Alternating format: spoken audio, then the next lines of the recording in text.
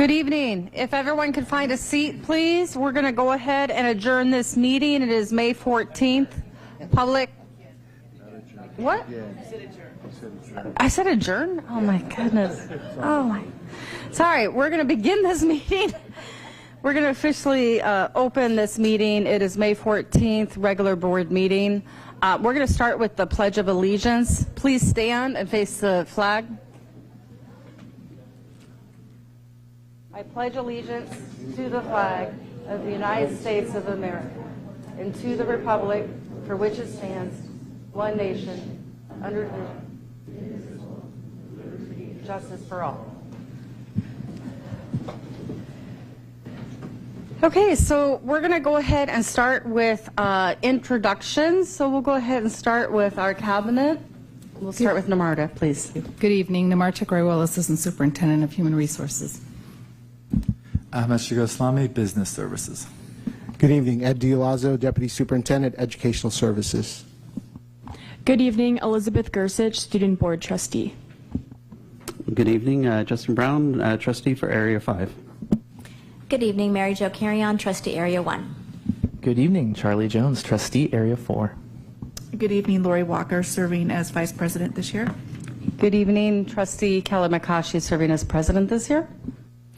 Good evening and welcome, Maurice Geisel, Superintendent, and welcome to everyone in the live audience and all of those online. Thank you. Good evening, Lenina Villa, Senior Executive Assistant to Dr. Geisels and the Board of Trustees. Okay, so moving on, we're going to do report out of closed session actions. We have a couple items. First, under Student Education Services Division, on closed session item 2A1.A, the board voted 5-0 with the motion made by Trustee Walker and seconded by Trustee Jones to approve a compromise and release agreement for internal case number SED 121.24.25 for the amount not to exceed $37,500. Okay, next, on closed session item 2A1B, the board voted 5-0 with a motion made by Trustee Carrion and seconded by Trustee Walker to approve a compromise and release agreement for internal case SED 127.24.25 for the amount not to exceed $56,000. Okay, in addition, under personnel, we have two recommendations for hire.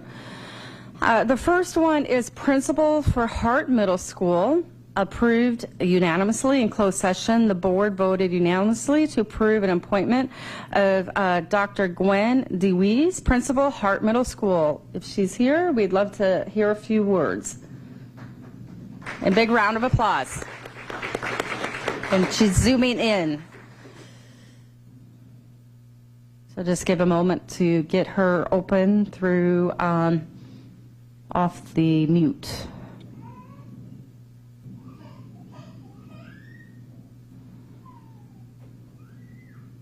Hello, welcome. Hi, thank you. It's you're on. If you'd like to say a few words.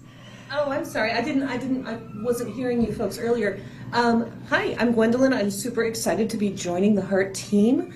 I'm really drawn by the fact that the Pleasanton district is so student focused and really has a whole child appeal. I was particularly intrigued by the counselor's website for the school. I'm impressed by the school's accomplishments, including being a distinguished school and a Blue Ribbon school. So those are some great accomplishments. I'm looking forward to supporting the school and moving forward in the great things that they're doing, as well as strengthening special education and other areas. I'm very excited to continue working with Ed Dialazzo, who I worked with in a prior district, and I think we're going to have a lot of success and fun together, and I'm just excited to join the community. Okay, thank you, Dr. Louise. Thank you so much for jumping in via Zoom, and congratulations again. Big round of applause again so she can hear this time.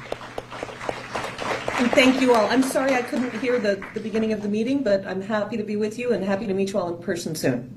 That's great. Thank you. Thanks again. Congratulations. Good night. Good night. Okay, so the other recommendation for hire, approved unanimously. In closed session, the board voted unanimously to approve an appointment of Michelle Pinney, Vice Principal for Hart Middle School. This was a motion made by Mary Jo and seconded by Brown, 5-0. Congratulations, and please come up to the podium.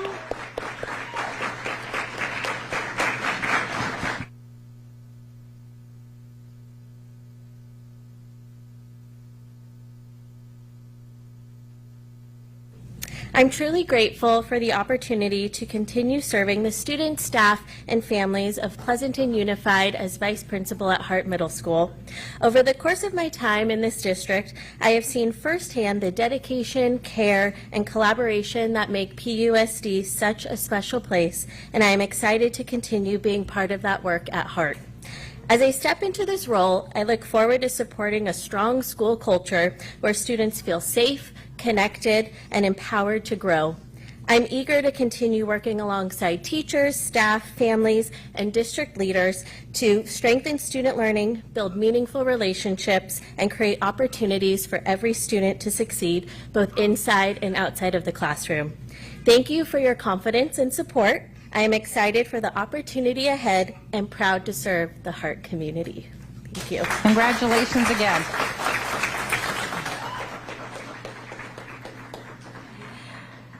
Okay, so we do not have any action for open session, action for closed session items. So next on the agenda is approval of tonight's agenda. Seeking a motion.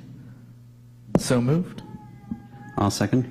Okay, motion made by Trustee Jones, seconded by Trustee Brown. Preferential vote by Trustee Gersich. Aye. And roll call. Aye. Aye. Aye. Aye. And aye. Motion passes unanimously. In addition to this section, just wanted to take note that there is a board Q&A and meeting follow-up. This is an agenda item that has been added most recently in the last year or so.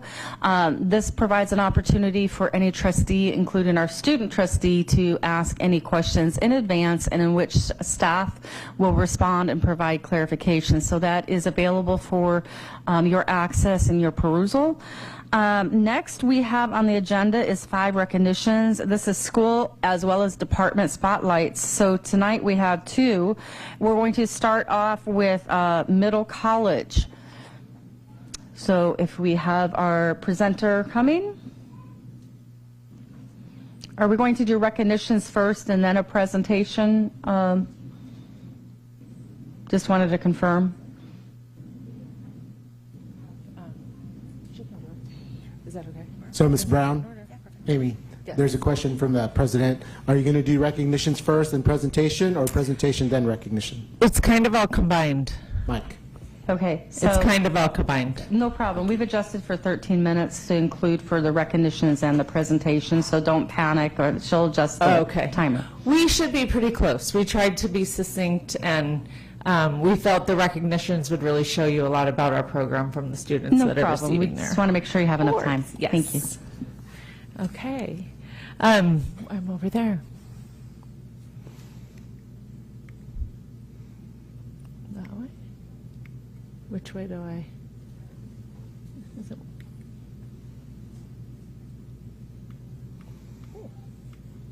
Okay, I'll just move it. Okay. Good evening, President McCaughey, Board of Trustees, Dr. Geisels, and Executive Cabinet. Thank you so much for having us. My name is Amy Brown, and I'm the Program Coordinator of the TVROP Middle College Program at Las Positas College. This year, with the class of 2026, we will be celebrating our 10th group of middle college graduates. We have some of those students here tonight. To highlight that success, we have a few students who have been nominated by our teachers to be recognized here as exhibiting the PUSD community of character traits. And then if you can click to the next slide, there we go. Our first recipient of the night is Audrey Rodriguez for responsibility. Our middle college U.S. history teacher, Mr. Sergio Verbas, shared that Audrey takes her academic career very seriously. She is a very responsible student who is tenacious about completing her assignments with the utmost quality. Congratulations, Audrey.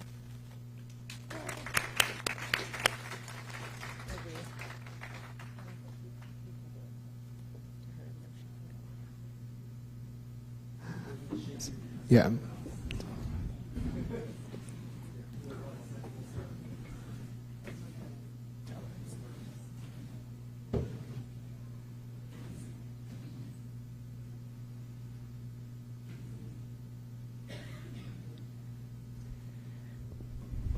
Thank you.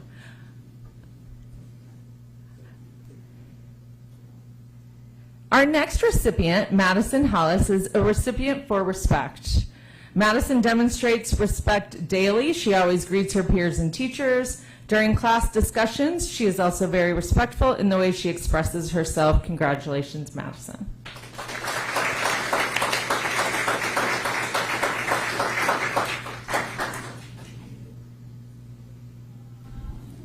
Next up, we have Andy Edwards for compassion. English teacher, Ms. Kelly Mogilevsky, shared that Andy has been a great classmate and study group member to her peers. She appreciates her contribution to building a welcoming and supportive environment. Congratulations, Andy.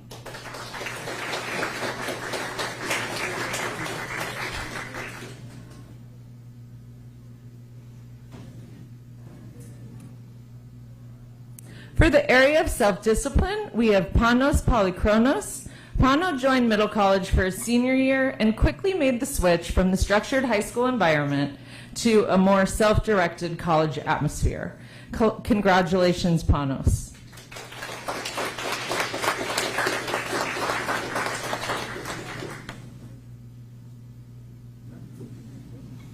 Senya Kluchova is our second self-discipline recipient.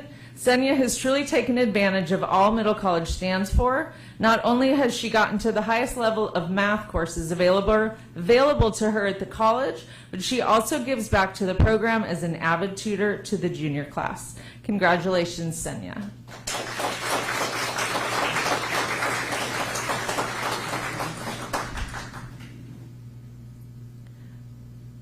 Our next recipient exudes honesty.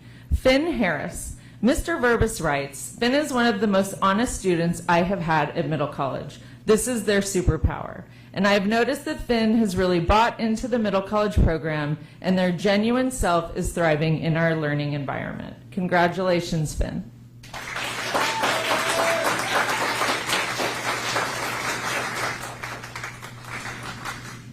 Finally, we have Brendan Ho for integrity. While Ms. Gautier shares, the entire staff agrees that Brendan projects integrity in his dedication to Middle College and throughout his educational path. He shows up every day with energy and enthusiasm to support classroom learning for both himself and others. He's a true asset to the program. Congratulations, Brendan.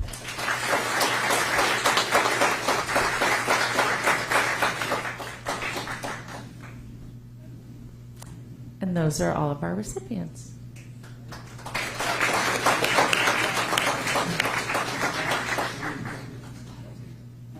So come on up and you can take a picture, yes.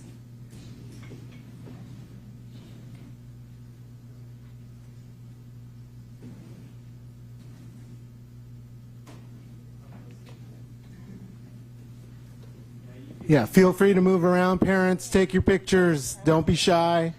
We will take one official picture by Ms. Villaseñor when you guys are done.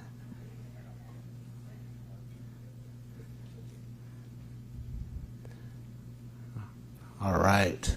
Ms. Villaseñor? And Ms. Gofram?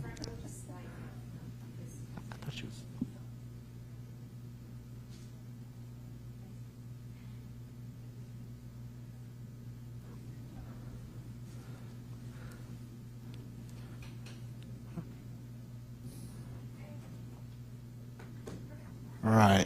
Thank you very much.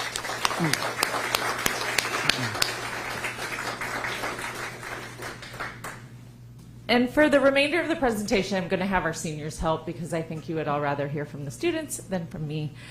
So I will start briefly, but then they will share the remaining part of the presentation.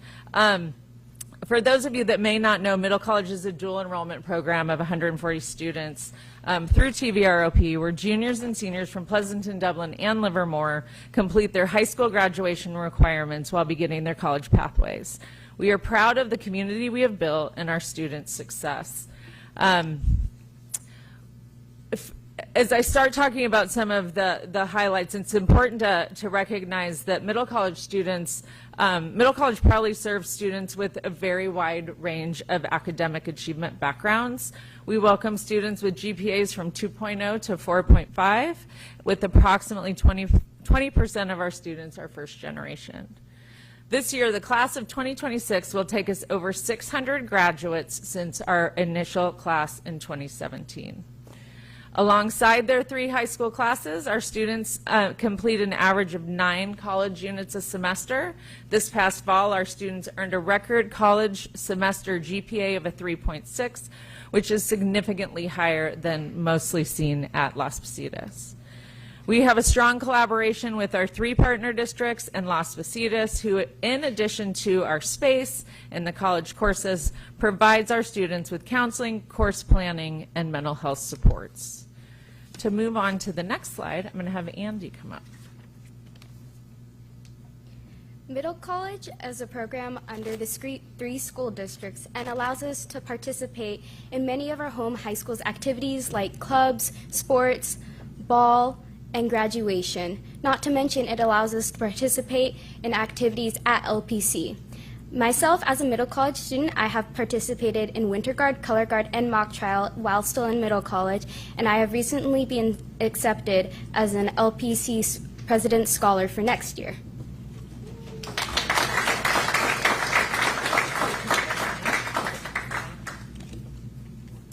In relation to the career and college pathways for the middle college students, students at middle college can begin to pursue a wide range of post-high school pathways, including various certificate programs at Las Positas College, such as MIT, Photography, and Engineering Tech, or complete college transfer requirements. For example, I'm going to a 4-year university next year with a major of bioengineering, and by the time I enter it, I will be done with all the undergraduate mathematics courses, which allows me to step ahead on the pathway to the bachelor's degree. Thank you.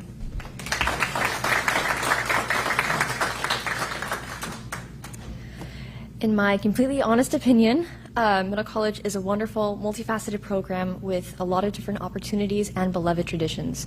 One of these is Grad Day, in which alumni of the program come from all around the country and visit Las Positas to show current middle college students what they're working towards and remind us that the goals that we are reaching are indeed achievable.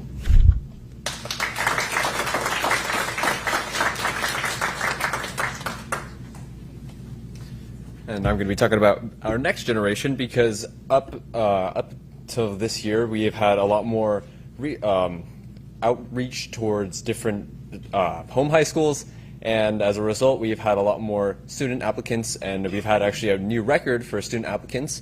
And this fall, upcoming semester, we are going to have a full roster of students.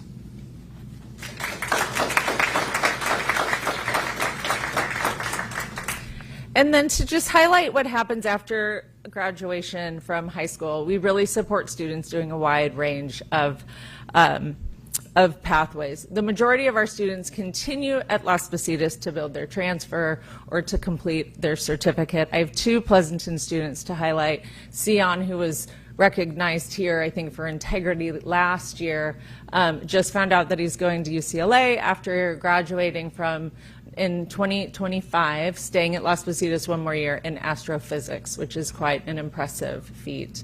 And Sophia is graduated in 2024, continued at Las Positas for 2 years. She, along with her triplet sister, are both going to UC Berkeley. So we're really excited to see the success that they have in the program and then what they continue to do after they graduate. So that is our presentation. Thank you so much for having us here to share about our program.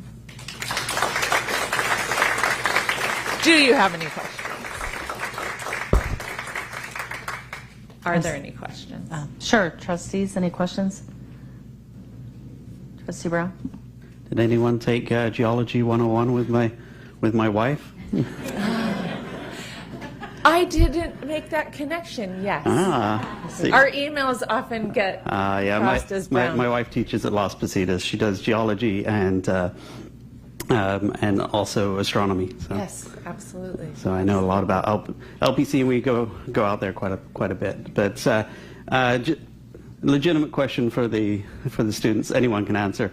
What was your what was your best experience about middle college? Like, what do you take away from it that you want to encourage those coming behind you to also get from the program?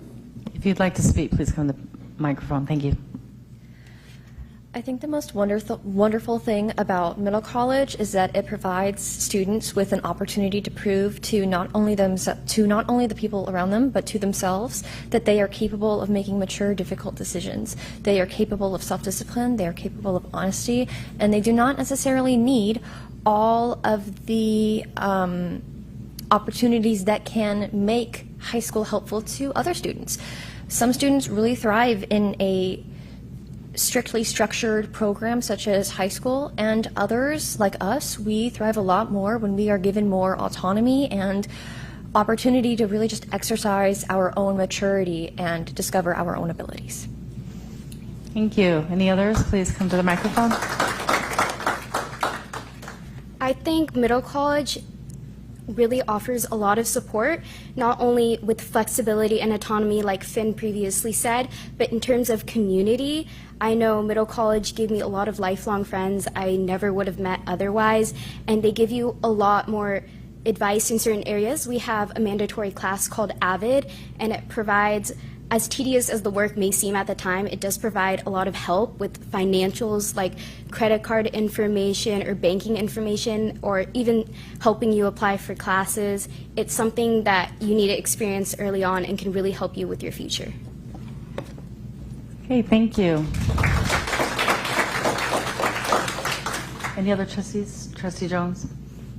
It's always a question I like to ask, but are there any things that you can think of that would help to support your program, or things that you would like to see added potentially to that program?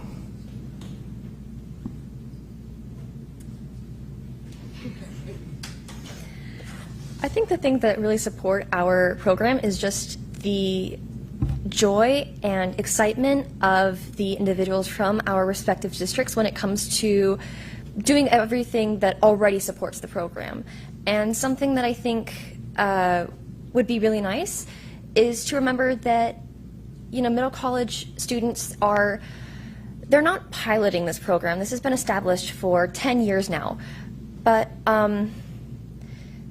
you know, I think there can be a little bit of pressure when it comes to making sure to represent middle college well, and just remembering that we're all students too, really. Thank you.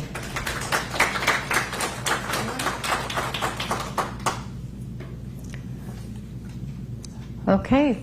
Any other trustees? All right. Thank you very much for a great presentation. Thank you. Thank you so much.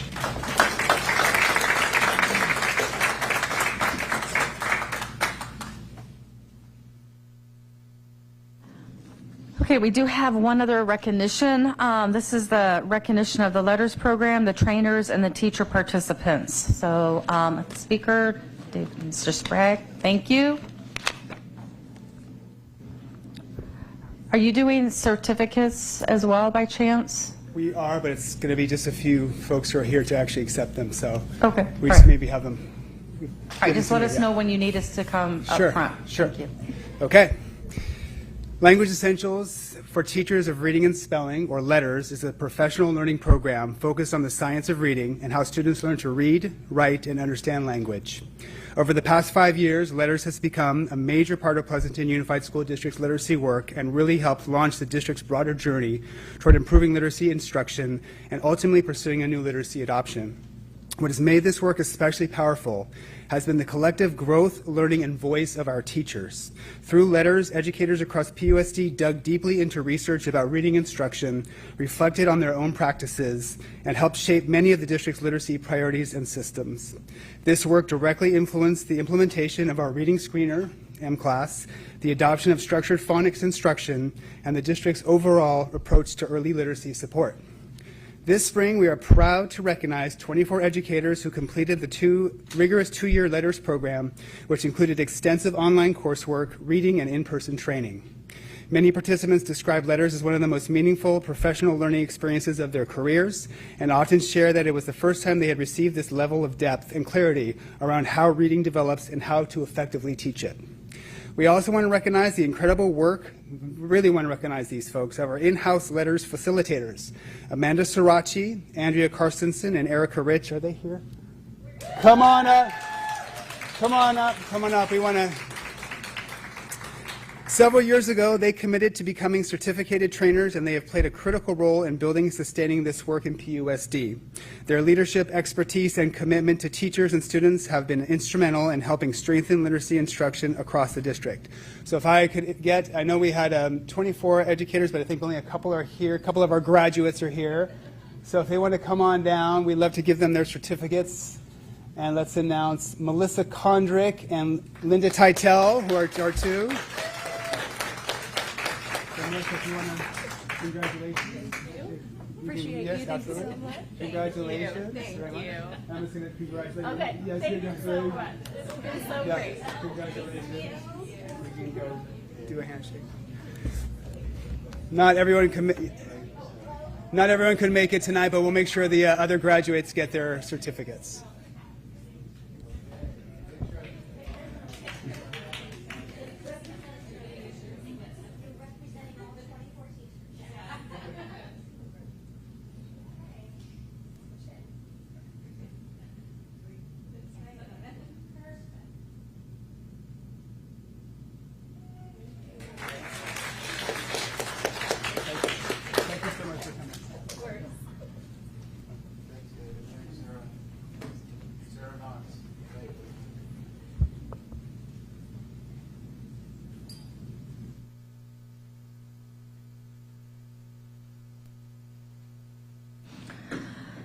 Okay, now that we have been able to go through the recognitions and spotlights, we're going to move on to reports from our Employee Association presidents. The California School Employee Association, also known as CSEA, is not here, so they will not be coming up. So, Association of Pleasanton Teachers, APT, Evan Branning, come on up. You've got the show. Thanks. Good evening, Board, Cabinet, and everyone here and online. My name is Evan Brenning, and I am your APT President. I am here today because there are a lot of things that we should be celebrating at this time of year. So instead of usually talking about where we have issues, I want to talk about the good things that are happening right now. I know we're still having struggles getting through negotiations, and this has been a tough year for everyone. There has been a lot of stress on our educators, on the members of our support staff, on management, even on the board. And I know it's been difficult for you. So I want you to step back and think about the things that have actually been accomplished this year. At this time of year, many of you have been to several performances that have been put on at the different sites. Our CTE students were presenting at the Pleasanton Chamber of Commerce last night. Our students are going through their AP exams, and Pleasanton continues to perform incredibly high in our scores. At our elementary, middle, and high schools, all of them are now preparing for their end-of-year celebrations. They're honoring their students. Commencements and graduations are just around the corner. All of this was done in collaboration with APT, CSEA, and even management. We work together, and we've made sure that this is the best district. And while we don't always see eye to eye on our priorities, at the end, when you dig down, all of us are working to make sure that we get the best for our students. And I'll be blunt. I know sometimes I've pissed you off. I know management's been upset with me. I know each of you up on this dais has been upset with me at different times. I know that you think that sometimes, we're unreasonable, but we are working to make sure that the voice of all of our members are heard, that we can make sure that our students really do get the best. And in that, the things that may seem invisible sometimes are still happening. I particularly want to give a shout out to HR. We went through an incredibly difficult season in which RIF notifications, legal proceedings, transfers, reassignments a lot of disruption, and it did cause a lot of pain for our members. But in the end, almost every RIF was rescinded. Members were able to find work.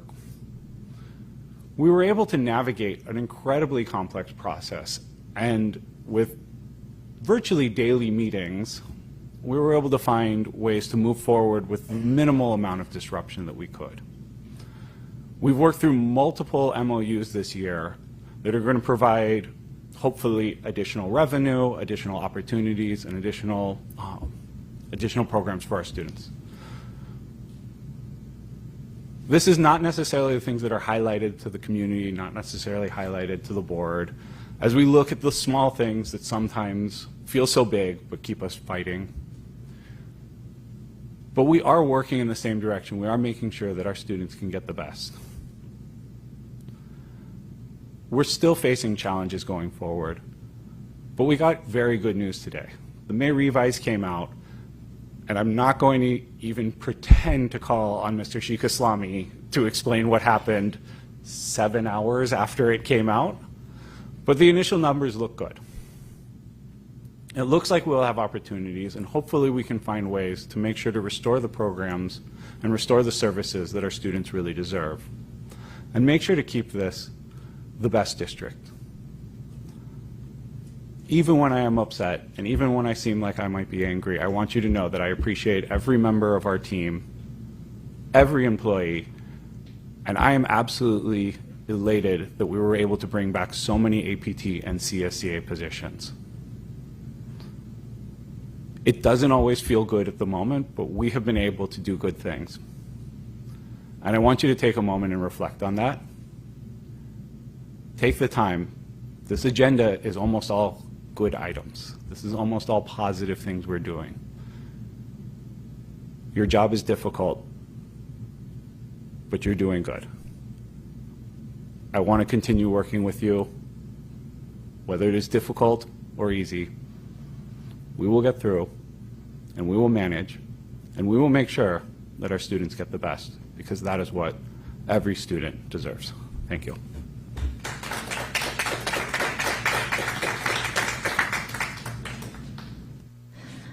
Okay, thank you. Next on the agenda is we have public comment.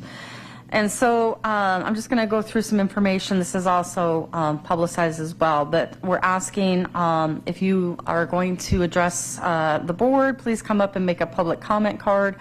If you have not done so, you can also come up and speak and fill it out afterwards. Keep in mind that in general, we will be calling speakers in random order. We are asking that you limit your time to 3 minutes. We will have a timer up, and it'll give you a warning basically when you have 30 seconds and 10 seconds. When your time is up, if you're still speaking, I will say thank you, and I really don't want to interrupt you, so please make sure you honor the 3 minutes of time. And then in accordance with the Brown Act, the board may not take action or engage in discussion on the items on the agenda. However, at times staff or a trustee might provide direction for a future request or agenda item on the matter. So with that said, we're going to open the forum to public comment. And Lenita will call out the first 3 speakers and then remind and highlight the individual's name each time they're going to come to the microphone to speak. So yes, our first speaker, Lenita. So this is for general public comment. We have 2 speakers so far. First speaker will be Patty Hanafi, and second speaker will be Beth Thompson. All right, come on up, please.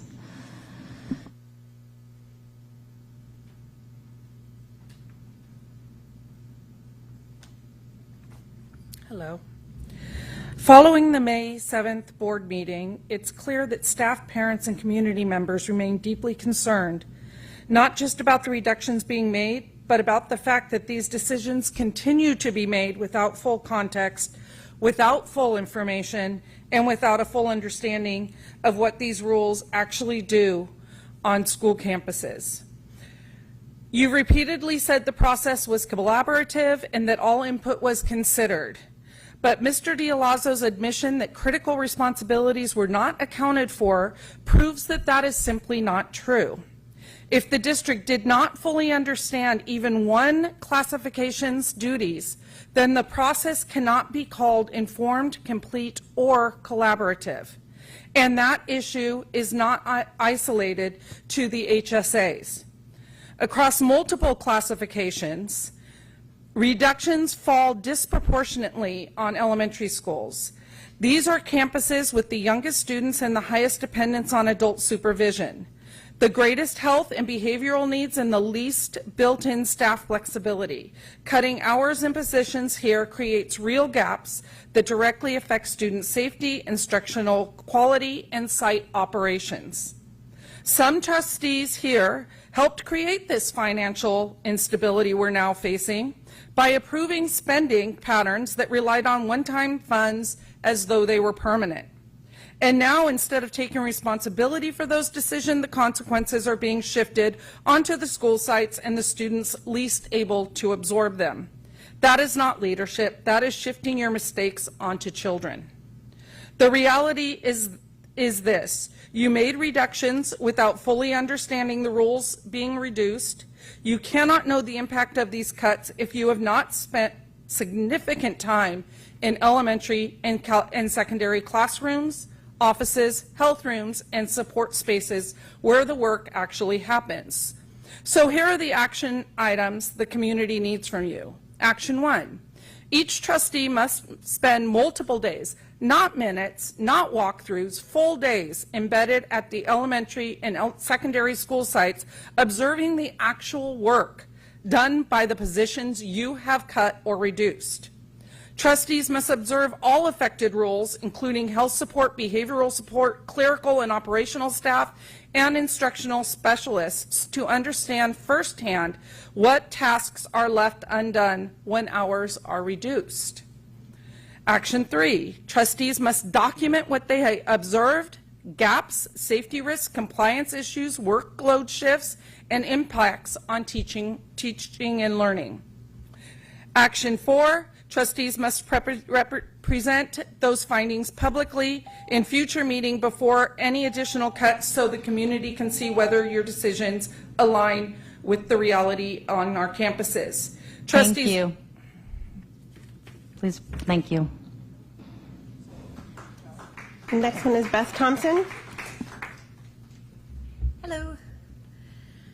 I stand here tonight disappointed. For nearly a year, I've been here saying that the budget cuts are being made recklessly because they're being made without a full understanding of the positions being eliminated and the services that they actually provide.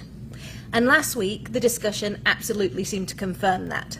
We heard directly that there were a lot of services that maybe we didn't account for. Not small things, not extra things. And at the same time, these same positions were described as critical services and critical to the needs of our students. So let's be honest about what this means. It means that roles that are acknowledged as critical means that we have missed things. It means that even after you have realized that you've missed things, the conversation kept coming back to fiduciary responsibility, process, commitments, and timelines. And if mistakes have been made in this area, how many other mistakes have been missed? Yes, budgets matter, of course they do. But when fiduciary responsibility is spoken about with more urgency than real human consequences, something is deeply wrong. These are not just positions on a spreadsheet. These are services that are critical to our children. Perhaps the most alarming statement that I heard last week was, "We'll have to find a way." Our children deserve better than "we'll have to find a way." They deserve decisions based on full understanding before cuts are made and not after. A process is not responsible simply because it's systematic. And a decision is not justified simply because we have to make a financial target. When cuts come first and understanding comes later, then it's not careful leadership, it's reckless leadership. Thank you very much. Thank you. Lanita, if you could introduce the speaker, please. Thomas Choi. Thank you. Thank you. At last week's special board meeting, this board voted 4-1 to cut 49 student-facing positions.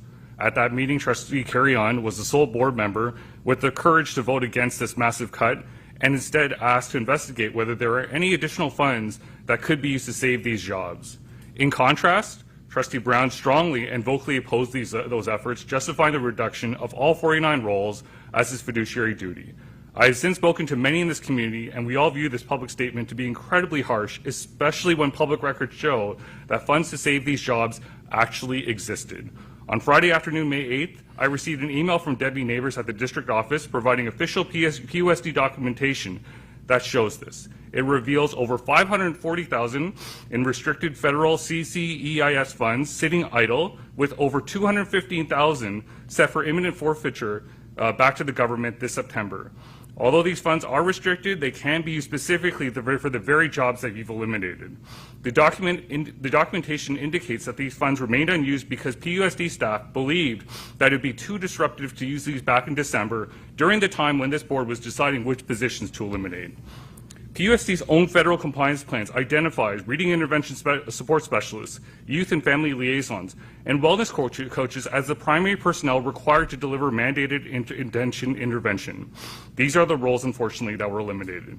Furthermore, eliminating health specialists with no plans to handle student emergencies invites severe legal liability. Any future litigation regarding these layoffs can now point back to the statement of fiduciary duty as evidence that the board prioritized these reductions over student safety, basic health care, and federal legal compliance. If you are all serious about your fiduciary duty, I challenge you to instruct staff today to agendize a freeze on executive salaries for the next meeting. This action is critical to ensure accountability before the July 1st when these raises take effect. I've done everything I can to help try to fix the situation and even met with the superintendent in his office back in March. He said he would follow up on the points that I raised, but 2 months later, nothing has changed. It's a shame that everyone is so quick to eliminate student-facing roles while refusing to hold staff accountable for the fiscal mismanagement that led to our status as the only district in Alameda County with a negative certification, signifying the depletion of our financial reserves. The public is watching to see if this board finally has the courage to prioritize classroom and students over the district office. Thank you very much. Thank you. Lenita, if you could announce the speaker. Patty Hennefy. I believe I was on action item 5. Trustees must reassess all reductions using complete, accurate information gathered from actual school site observation, not spreadsheets and incomplete analysis. There's still time to correct course. Fiscal responsibility does not excuse uninformed decision-making. Collaboration does not mean ignoring the expertise of the people doing the work, and leadership means understanding the true impact of your decisions before you make them, not after students and staff are already living with the consequences. Thank you. Do we have any other speakers? No, not at this time. Okay, so next on the agenda is the message from the board. This is a new agenda item this year in which a trustee will present a message on behalf of the entire board, and we've been doing this on a rotation basis. At this time, it seems only fitting for our student trustee to provide the next message from the board, as this will be wrapping up on one of her last meetings. So it's the show for you, Trustee Gersich. Tonight's message from the board emphasizes the importance of honoring student voices and hearing different perspectives when serving on a governance team. Over the past few months, we've had the opportunity to hear from many different student groups and initiatives, ranging from Black Student Union to Girls Who Code. We have honored elementary, middle, and high school students during our regular school spotlights and have expressed profound support for our LGBTQIA+ students. We have been able to listen to these voices and ask them questions as to how best to support them, all with the goal of putting Pleasanton students first. These celebrations of youth achievements and contributions are not solely to enhance decision-making and determine what action needs to be taken to help PUSD students. They also give us crucial and comprehensive insight into the diverse viewpoints present in our schools. This practice helps us to foster an overall environment of transparency, inclusivity, and community. We would like to remind our Pleasanton families and residents the central purpose as to why this governance board stands: to promote the academic and personal success of our students.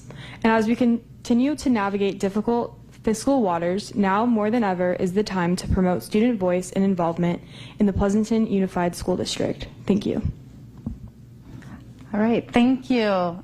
Trustee Gorsuch, would you like to make any other concluding comments with your experience as a trustee? This will be your opportunity to do so, just impromptu. I've really enjoyed serving on the board. I've definitely learned a lot. My kind of like style in this position has just been kind of to like observe what's going on and try to take it all in and learn as much as I can. But I hope that students feel like I've been a good voice for them, and I feel like teachers and staff feel like that. Like, I hope that they feel like I've been a good voice for them as well. And I think this position is really valuable because I'm in a classroom every day, well, for like 2 more weeks, I guess. But yeah, no, it's just crazy. It especially like hit me like this week that I'm graduating and that I'm going to be like leaving this position specifically because I'm going to miss PUSD because I've been here my whole life. And so I hope that this position like continues to be a thing like forever and ever and ever, because I think it's a really great opportunity for the student and then also for like the schools that that student came from to share their viewpoint. That's it. All right, let's give Trustee Gorsuch a big round of applause. Thank you for serving. Okay, with that, we're going to move on to the next agenda item, which is our superintendent's report. Thank you, President McCaughey, and thank you, Gorsuch, Trustee Gorsuch. It's been a pleasure. Newly appointed management members tonight, I want to re-congratulate you and share in the joy of the feeling of I got the job. So heart's lucky to have you, and it's absolutely fantastic. A week ago today, we were in a room packed like this, it seems like a month ago, when we had the annual salute to service celebration honoring retirees and recognition of staff with 10 years all the way up to 35 years to service with PUSD. It was a fun event. People were engaged. You know, I mentioned during the event that I was watching people, and it was an extended event, and people were just really into it, and the trustees, I thank you also. I want to also look at some recognitions. I went to the celebration this afternoon with the cake, with the letters, and the trainers, the teachers of the trainers, they said that this was the most powerful professional development in their career, and one teacher was 4 decades into it. So I want to acknowledge David Schrag and Sarah Knox, very good, and anyone else who was involved. Middle college presentation was absolutely wonderful, just straight up, incredibly first-class program. I'm not going to go into it too much, but as we talked about last board meeting, we launched your draft of the strategic plans with the beliefs and the vision and the mission, and we have started our engagement with a couple of dozen educational partners. I think we're into the 7th one, and this is important, I think, for everyone, that you can go to the website, and it came out in eConnect yesterday, and anyone could go to the QR code and fill out the exact same input form that everyone else does in all the engagements. So it's totally inclusive of everyone. And then 2 shout outs for dates, and that is the community engagement session, Parents in the Community, will be May 21st from 6 to 7 p.m. and this will be via Zoom and live. And then the Team PUSD Anyone, Tuesday, May 19th from 3:45 to 4:45, and this will be published again.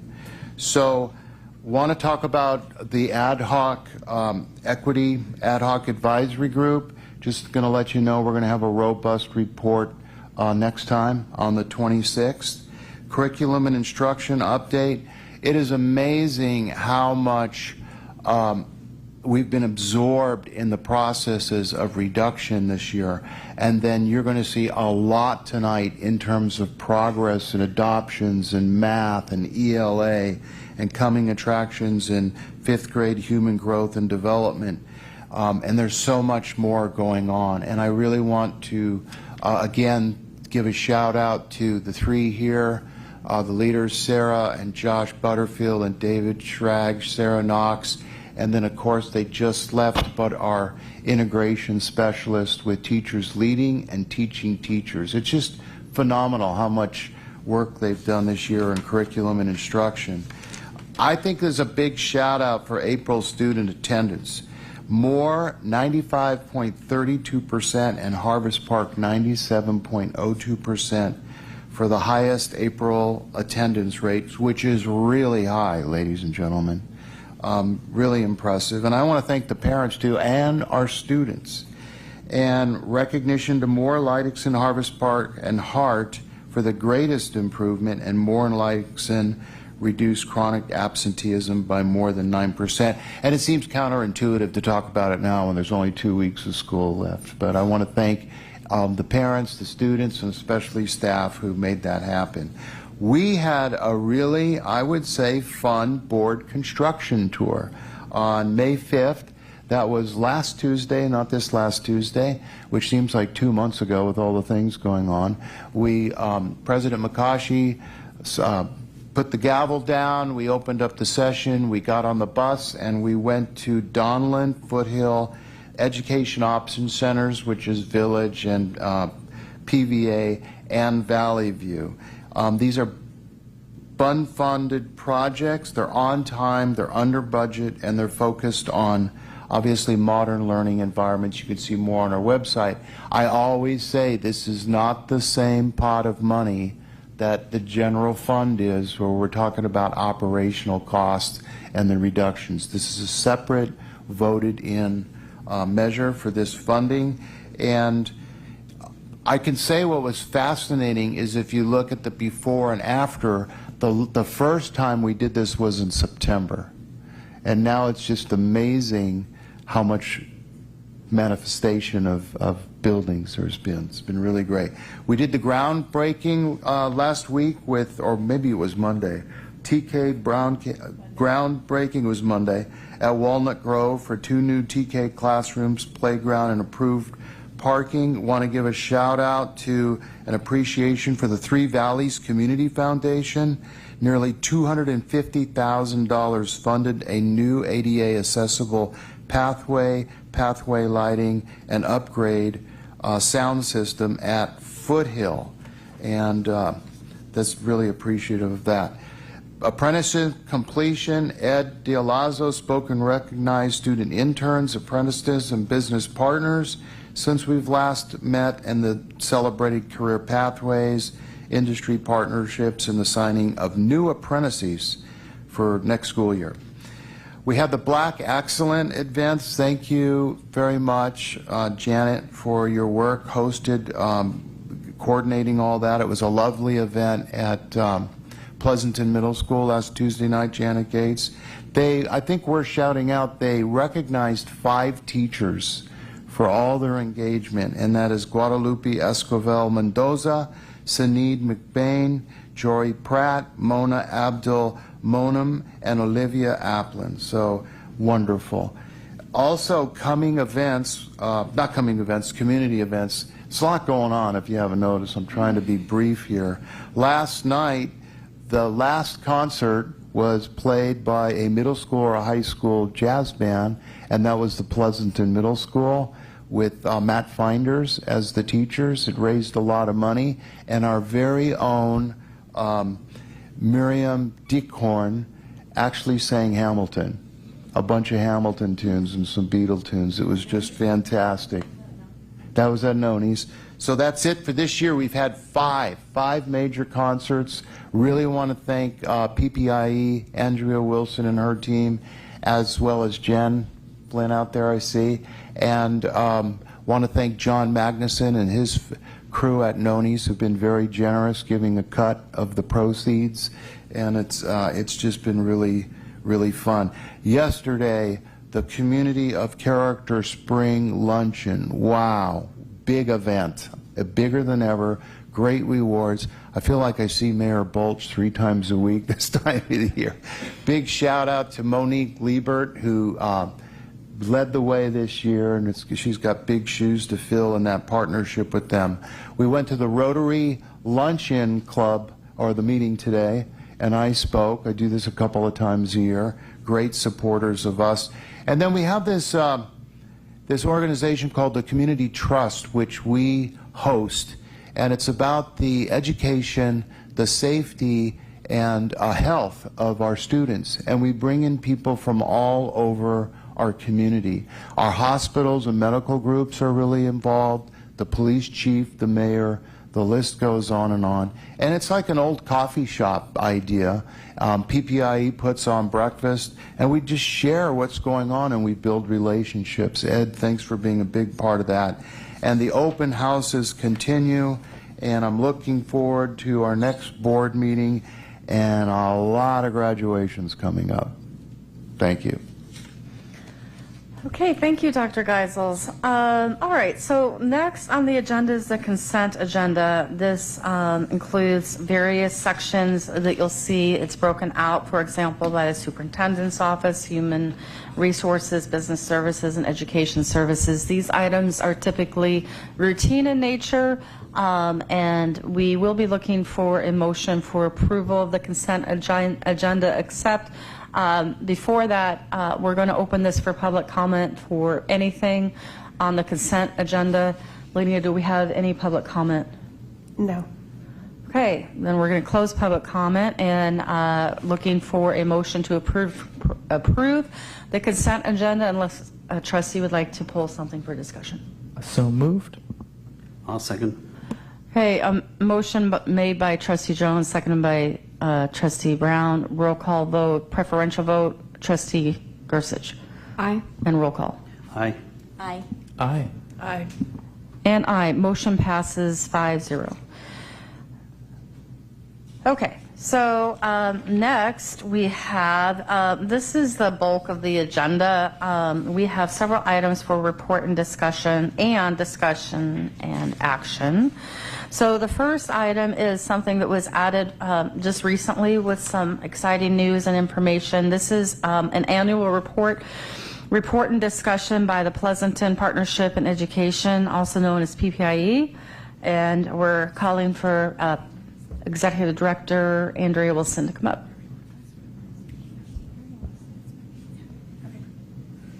Hi. Thank you. I'm here, Andrea Wilson.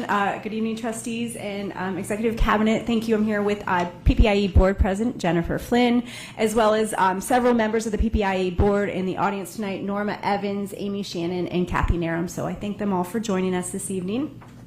Pleasanton Partnerships in Education, otherwise known as PPIE, is the education foundation which raises funds through a diversified community fundraising model that includes family giving, corporate matching and sponsorships, our signature events, and grants. Family giving and corporate matching are the foundation of our fundraising efforts, making up approximately 2/3 of our total revenue this year, and demonstrating the critical role our families and community partners play in supporting our Pleasanton schools and students. Our remaining revenue comes from our signature community events, such as the Run for Education and our gala, along with our business partnerships and grants. So this diversified approach really allows for us to have stability in our fundraising year over year. So I'm just going to take a little bit to talk about the amazing year we had. So first, for this past year, we were able to support our elementary music in 1st through 5th grade, the specials that they went to, I believe, once a week. We also offered student wellness support at our middle and high school levels, helping expand the wellness centers at all of our middle schools so that that programming is there, as well as the programming done at our high schools. We've already supported for the past several years a specific a program donation so that can go to librarian hours, and then we also pay with a partnership with Black Tie for the outdoor education buses for 5th graders. This year we were also able to give out almost $8,000 in student grants last fall. We gave out $1,000 apiece to each We the People group as they traveled to Washington last month. We give out grants to our foster and kinship program so that they can work with those students. And we just finished our educator grant cycle. We're just about to grant $27,500, bringing our grants total this year to $38,446. Last November, many of you joined us. We were at Castlewood Country Club. We had an amazing event. It's in its 4th year, I think, at that club. So it's kind of a great, well-oiled machine. And this year we raised a record-breaking $148,000. Please save the date, November 6th, this fall. And I just preface that by saying we have to book that date very far out. I know there's going to be school conflicts that night. I cannot help it. I'm sorry. In March, along with PUSD, we held our new format for our State of the School District, which was really great. You were all in attendance. It was a sort of a talk show style format, and it really allowed for more engagement this year, which our community thought was fantastic. We were also able to honor several area businesses that really go above and beyond in supporting our schools. And finally, we just wrapped things up with a run. We were able to highlight our new location at Pleasanton Middle School. Being there really allowed for a nice savings, and the money we spent, that went back to our own custodians, and we kind of kept everything in-house. We had a great, there's obviously a lot of, in a new venue, you're going to learn a lot of new things, but we did, and we're super excited for next year to keep making improvements, but we really were happy with this event there. We had almost 2,000 attendees, 50 sponsors, 35 sponsored booths, and over 150 volunteers. Mostly our students make this happen, and we raised $85,000. Also, our ambassador program. So we have sort of like a PTA board, but we have our own PPIE ambassadors, and they really go out in the community and at their school sites spreading the word about PPIE, who we are and what we do. And so we're really grateful for them. We just celebrated them the other night at McKay's, so this is part of them. And then I just wanted to take a minute, I won't go through all these, but just really recognizing the fact that our community shows up for us. We have amazing sponsors throughout our community, amazing businesses that donate to our gala, to our State of the School District, to the run, and then we also get grants. I've listed some of the major grants that we get each year. So we really do have businesses in our community that are supporting us, and we'd always love to have more. So with that, I just want to get into the big, fun, exciting part of the evening. So our role is to invest in programs and student experiences, and over the past several years, we've shifted away from directly supporting specific positions. We provide grant funding aligned with the district priorities and parent input, allowing flexibility in the implementation while ensuring support reaches the areas that we have chosen to invest in. While those investments may help enable staffing and resources, our focus remains on sustaining programs and enriching educational experiences. This past year, we were proud to fund the music specialists, and now we are going to be shifting away from that as we believe there's other funding sources that will be looked towards. So this allows us to sort of reallocate the funds that we've been using in that area. But we've also had a really great year. So with that, the PPIE Board of Directors voted unanimously to increase our commitments in the areas we currently support, expanding upon what we can give due to our record-breaking year. We intend to make the librarian program whole. Because we're already invested in this area and believe libraries impact every student in grades K-12, we plan to support both the library hours that have been rescinded and the middle school library hours for a total program donation of $406,000.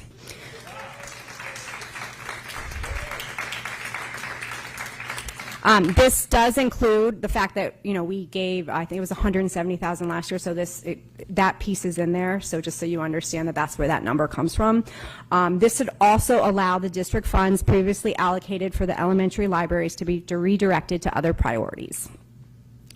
We're also continuing to lead into the mental health and wellness space with a planned program investment of $347,000 to support student well-being across our schools. So we have worked with Student Services to provide them this grant and allow them to implement it to best support our wellness centers and programs at both high schools and all 3 middle schools. Finally, we will continue supporting outdoor education with the busing that we cover already, and then we will add an additional $45,000 in direct costs as a reimbursable expense. So combined with nearly $40,000 in student and educator grants this year, PPIE's total investment for PUSD will reach $900,000.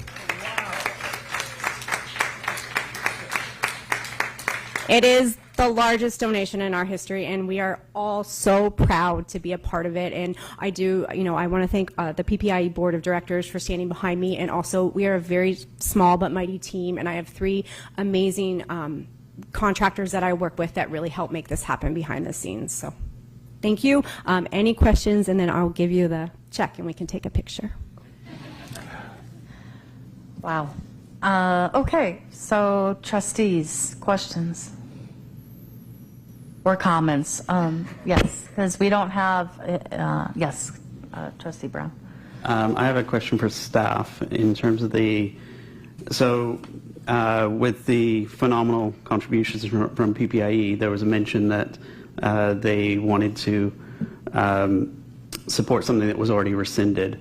Is there any statement that staff wanted to make in terms of where that additional contribution would go from a list prioritization perspective, or is that premature at this time? Mr. DiLazzo? So I'll work together with Assistant Superintendent Graywall on this one because it's both HR and the program. So from a program perspective, we're going down that list of priorities of rescinding that from the board. Also, we looked at our priorities around our health services assistance. And so we have been able to rescind a percentage of the initial reduction to bring back 3 hours for the HSAs at all the elementary schools. I want to have Ms. Graywall talk about that rescission process. Thank you, Mr. DiLazzo.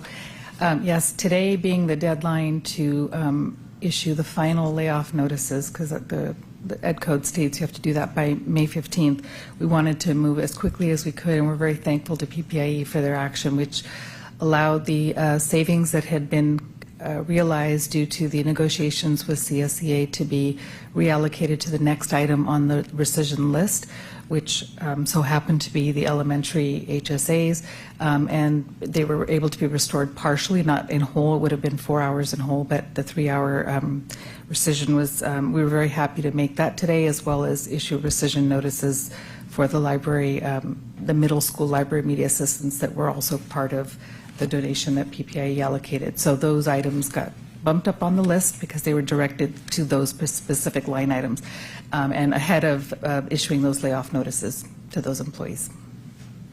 Okay, excellent. Thank you very much. Other questions or comments? Yes, Trustee Carrion.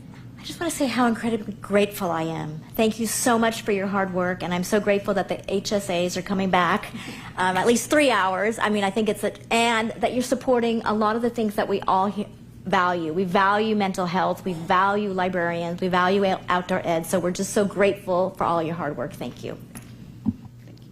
Trustee Jones.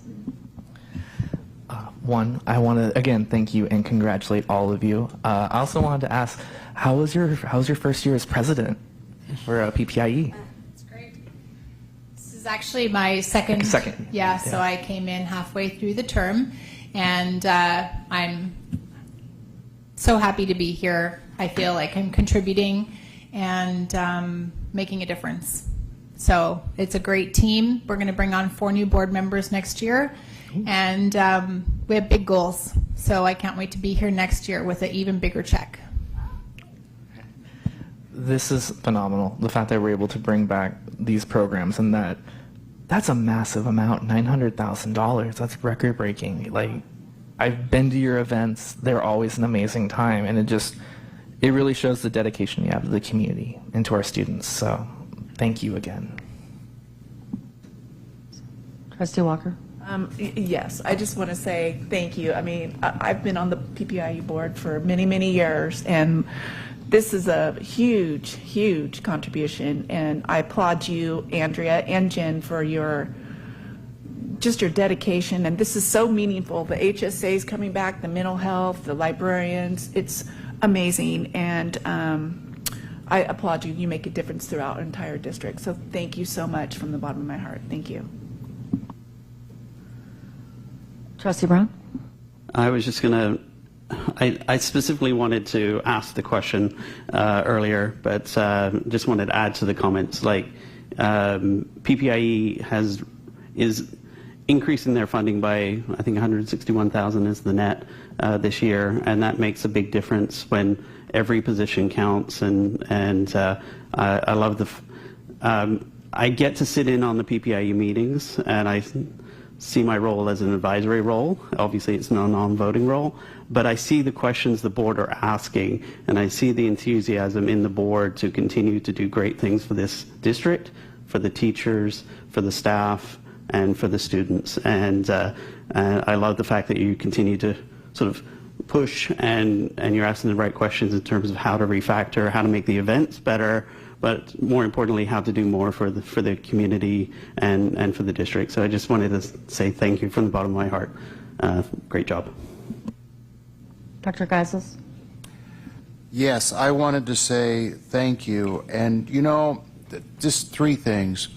First of all, we've gone through an extraordinary reduction process. You know, one in my career that has been the most complex and furious, and we had to get things done. And, you know, it's really easy to work over the people and blame people and point fingers and not look at process. And you never do that. We always get together, we're open, we're genuine, and we collaborate really, really well, and we plus. And I want to thank you for that, even to the point where I like to say I get up in the morning and look at my calendar and say, what do I look forward to and what not? And even in the toughest times, seeing the two of you on our calendars just made me delightful, because I knew we were going to look at tough stuff. We had to look at it with honesty and being genuine about it and work the process and not each other. And I thank you for that. And I have to say that this kind of collaboration, this is the 4th district I've worked closely with foundations. This is the best, Jen and Andrea. And I also say that in many districts too, and we take some things for granted, that sometimes there's a lack of clarity in the roles between PTA and the foundation.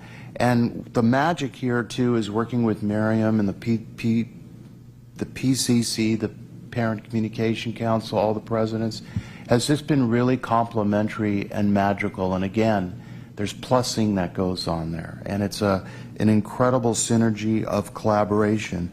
I also want to recognize and echo what Trustee Brown said, is that your board of directors is a movement. I mean, it's more energized than ever, and you've brought on some really enthusiastic, well-qualified people who also reflect our students in terms of their backgrounds and things like that. So I think that's important too. And the last thing I want to compliment you on, and what I really want to show gratitude for, is it's just fun.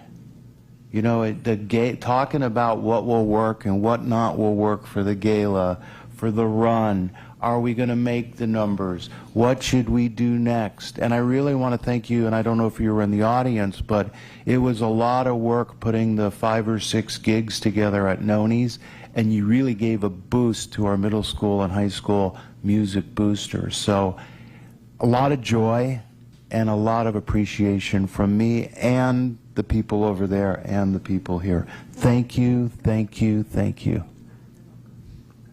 Okay.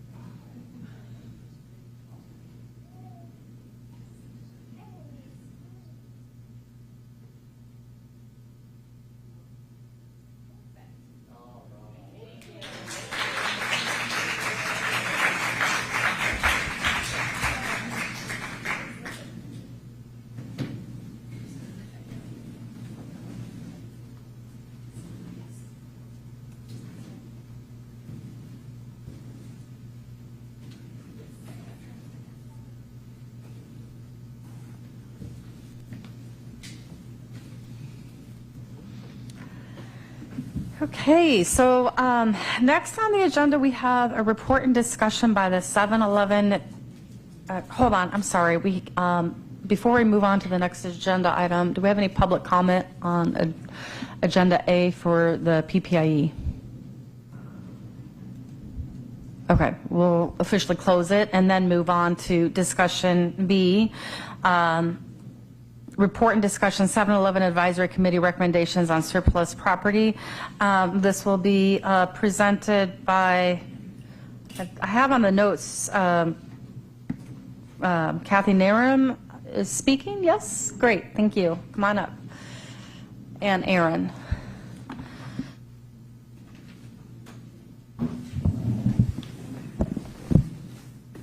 All right, good evening.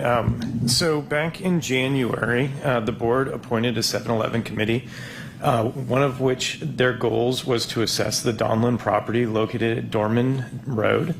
The 7-Eleven committee is comprised of 10 individuals representing a variety of backgrounds within Pleasanton. During their first meeting, the 7-Eleven committee introduced or voted Kathy Nurum in as president. And so with that, tonight, Kathy will be presenting the findings of the committee. Okay, great. Thank you. President McCaughey, Board of Trustees, Dr. Geisels, Cabinet, and members of the committee or community. I'm Kathy Narum. I am chair of the 7-Eleven committee, and it's my honor to present the report on behalf of the committee. You want to flip here for me? And so these are the things that we're going to cover. First, the committee had 10 members, and so we were well within the 7 minimum, 11 maximum. A couple of these members were also members of the 7-Eleven committee a couple years ago, where we evaluated whether or not the former district property could be surplus. And I think it was beneficial having a little bit of continuity there, people that understood the role of the committee, because sometimes you tend to want to dive in beyond what the scope of the committee really is. So when we think of the role of the committee, our job was to hold public hearings and gather information regarding the needs of the district. It's important to understand that the committee did and does act in an advisory capacity, making recommendations to you ultimately about whether or not the committee finds that the property can or should not be declared surplus. So with that, we went ahead, and you're going to see we reviewed projected student enrollment, which I'm sure you're more than familiar with, and other data that was provided by the district and or requested by committee members. And I do want to comment that the district staff did provide all information that was requested by the committee, which I think is important to note. There was no holding back. We were able to get everything that we asked for. And so the result of the committee is that, we ultimately took a vote and wrote a report, which I believe you have a copy of, and I'm here just to kind of walk through what we decided and why. So we met 3 times. The 2 meetings in March were very well attended by the public, and I'm going to talk more about that a little bit later. All the meetings were publicly noticed according to requirements. In addition, the March 3rd meeting, a postcard was sent out to the neighborhood, which was beyond, I think, what the minimum was, but did result in making sure everybody was aware of the discussions. And so those 2 meetings in March were well attended. As we look at the overview map here, the dark area, shaded area, is the land that was in question or that the committee was asked to look at and decide whether or not it could be declared surplus. I think, as you're aware, there's a fence that divides the dark area from the green area. I believe it's been up there at least a couple of years, and that dark area has not been maintained or irrigated by the district. The dark area represents about 4.7 acres. The green rectangular area, which is the area the students use, represents about 3.7. No, 3.7. Yeah, 3.7. Sorry. Go ahead. So here's some of the statistics. If you look at the total size, including the portion we were asked to evaluate whether or not it was surplus, the school site is 19.5 acres. This unused portion is about 4.7 acres, leaving 14.8 acres that's used for the school. What we found was that the current projected student population in the 2032-33 school year is projected to be 569 students. The facility, the buildings do have a capacity now of 782 students. So you can see, there's a gap there, unfortunately. This is probably, I think, the most important slide that the committee looked at. And basically we have here a graph of the total capacity for each of the elementary schools versus the total acreage for each site. And I'd ask you to focus on the yellow dot on the right. That represents the complete Donlin site, including this 4.7 acres that we're looking at as to whether or not to use it. And then the dot on the left, which is the most important dot, represents what the total acreage would be if that 4.7 was deemed surplus and sold off. And the takeaway here is that even selling off the 4.7 or deeming the 4.7 as surplus, this is still a very large campus based on its capacity and in comparison to where the other schools end up on this chart. And we found that very important to make sure that there was adequate room for the students to play and do things. But, what's fair, what's consistent here. So then we took that and we also looked at what the student projection is for Donlin. And I think you can see, and I think you guys are probably more familiar with this than I am, but typically it's running about 80% of total capacity, other than in 2029. For some reason it does pop up a bit there. And so that then begged the question of, well, what if there was a surge of students at Donlin? What would we do?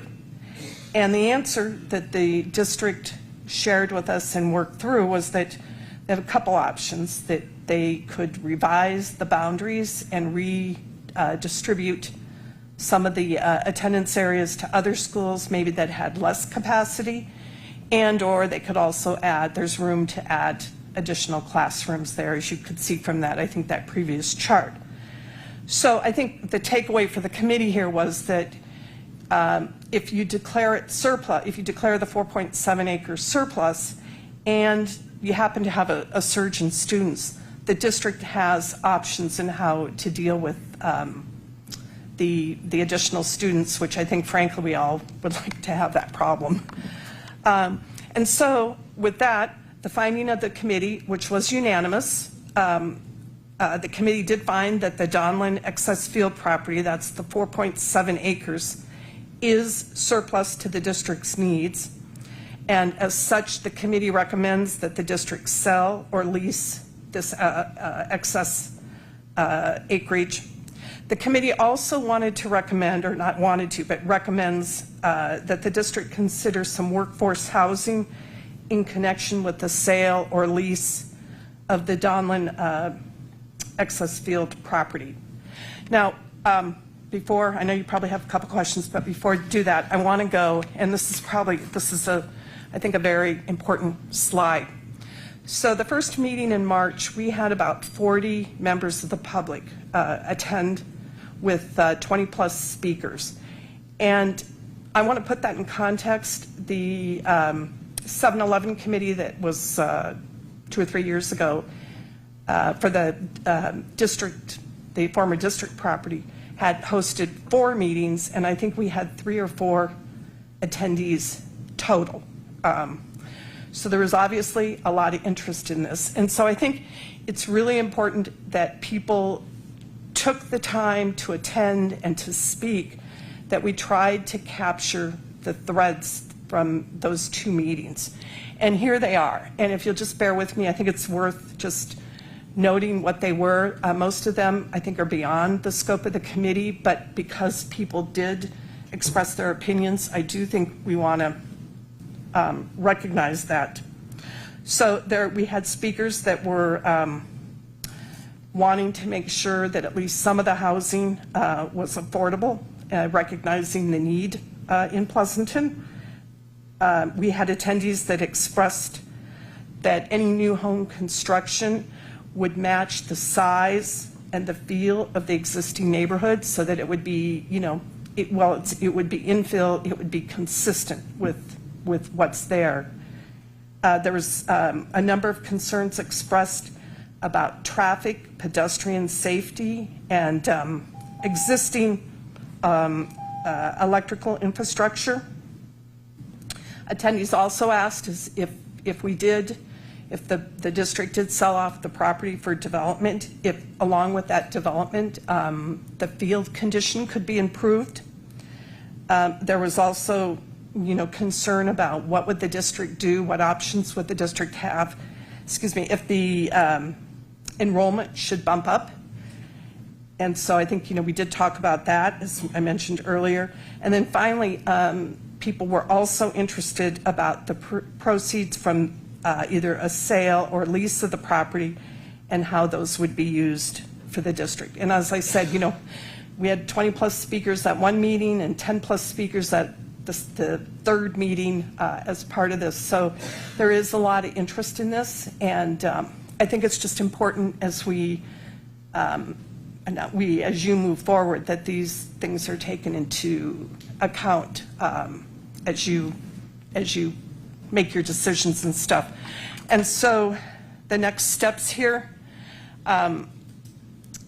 you know, there would now need to be a resolution declaring this subject's property or portion of the Donlin property as surplus, if you so desire to pursue that.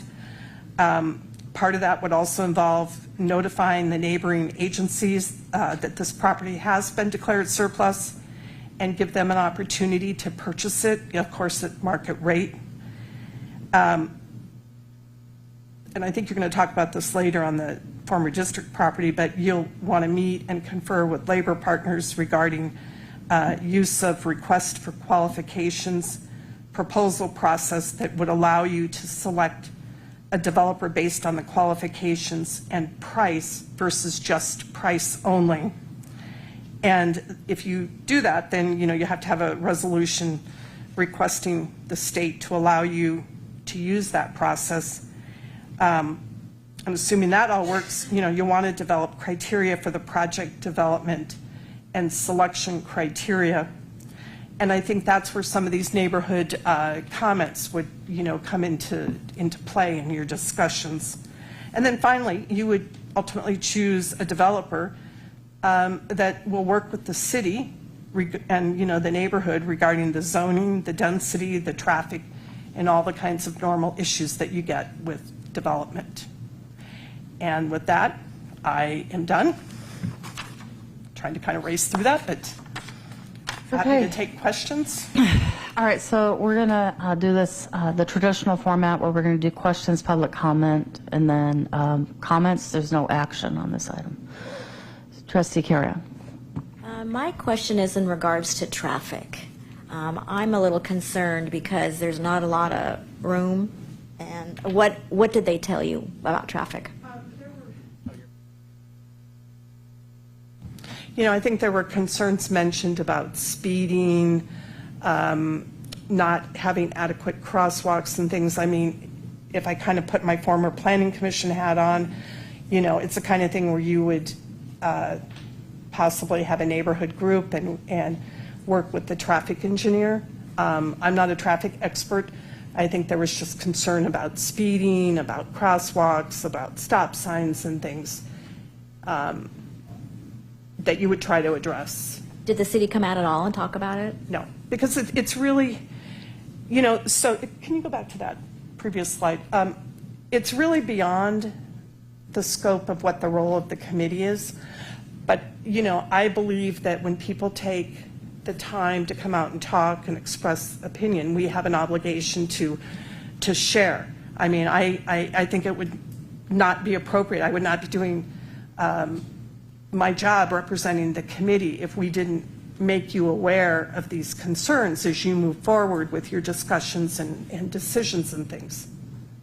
And the traffic assessment, that would be part of the planning process, depending on how that land ultimately was used. Trustee Brown. So just a couple questions. One was the note about the field. Was that in regards to the portion of the field we're retaining, or are they looking for some? Retaining, yeah, for retaining. Okay, all right.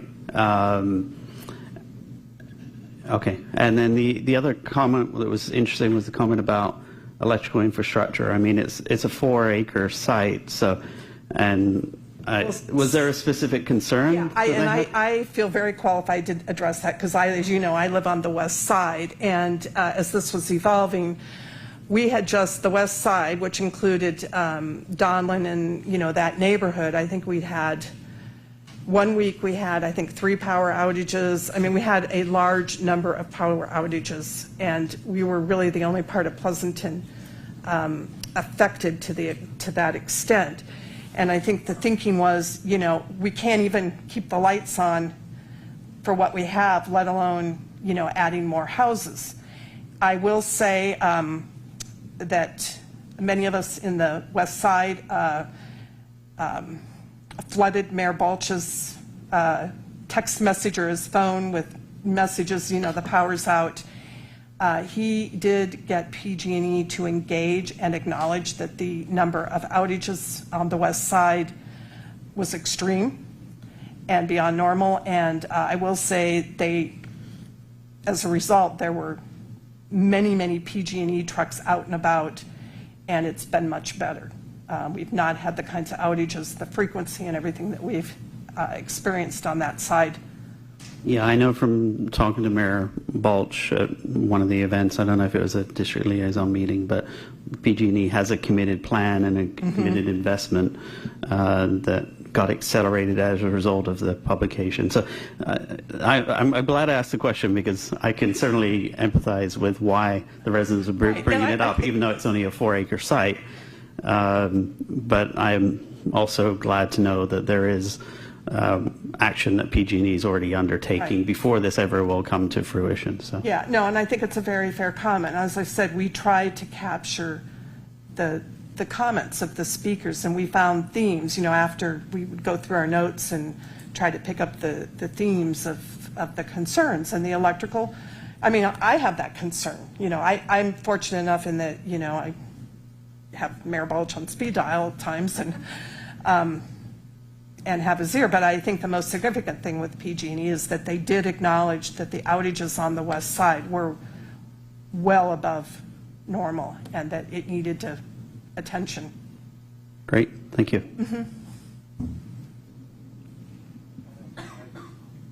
Other questions, anyone? Trustee Carey. So have they thought about a home right next to a school?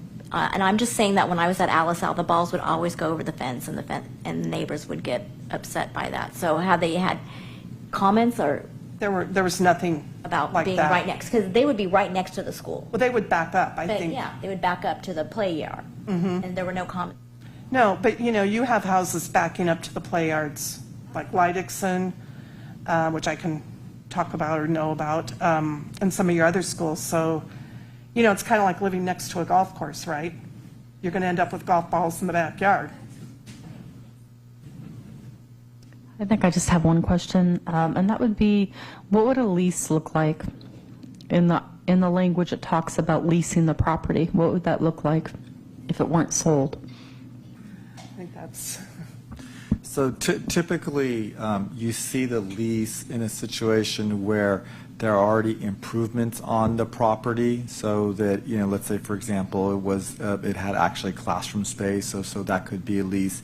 In this situation, because it's not in a commercial area, probably a lease is not going to be a viable option unless the district looks at like some type of long-term lease for some type of housing project that would be there. But again, this may not be the right fit for that. But just as I understand it, we have to, with the role of the committee and the specifications, the lease has to be a consideration, and that's why you see the wording here. It doesn't necessarily mean that's the direction I think you would go, but we just, as we present it, we have to look at the options, because that, something like that is an option. Thank you. And then my other question would be, just to clarify, because it's the land is considered a public institution, can you clarify the purpose of the waiver in regards to, does the zoning change at all, or how would that work with the surrounding community? The land is zoned, I believe, R6500. Yeah, single family. Single family, R6500. So 1 or 2 stories.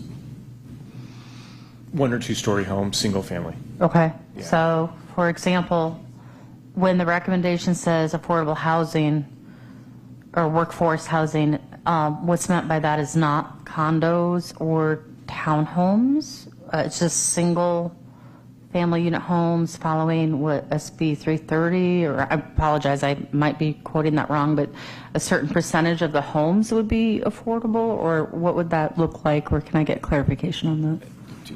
So there's several options for the district. One would, again, I think that the wording was particularly put in connection. So the district can look at utilizing the funds kind of holistically, kind of the same thing we're doing at First and Bernal. It might not be in that specific location, but we could look at workforce housing where it could best fit into the neighborhood. If we were going to look at workforce housing beyond that current zoning, which is single-family housing, and looking at a denser type of zoning, we definitely have options to do that. But I think that would be some further discussions we'd have with the board in terms of how we're going to proceed on that. Let me ask the question in maybe a different way. Could it hypothetically be considered to modify it down the road with the board direction to change it from single-family home to condos or townhomes in that area? I just want to be clear, potentially, just so the public could be aware what could come down the pipeline. That is a potential with district ownership. The laws do allow school districts quite a bit of leeway to put more density in their property. But if we were to sell it to a developer, it would probably have to fall within the guidelines that we have it. So there, again, the guidelines are different based on ownership and what we're doing with the property. It's worth noting that there would be likely more than 15 houses, single-family houses on this site. And so when you go look at the city ordinances, a developer would be required to make 15% of those affordable, or for workforce, depending on what level of affordability you wanted and the developer was willing to do. So hypothetically, if the property in the future was sold to a developer, and those requirements that you're referencing would still support single unit family homes, and then you're saying that if it was workforce affordability, 15% of the homes would be on that affordable mark? Yeah, so the city has an ordinance on developments, I believe it's 15 or more, that I believe it's 15%. It's changed a little bit since I was on the council, have to be affordable.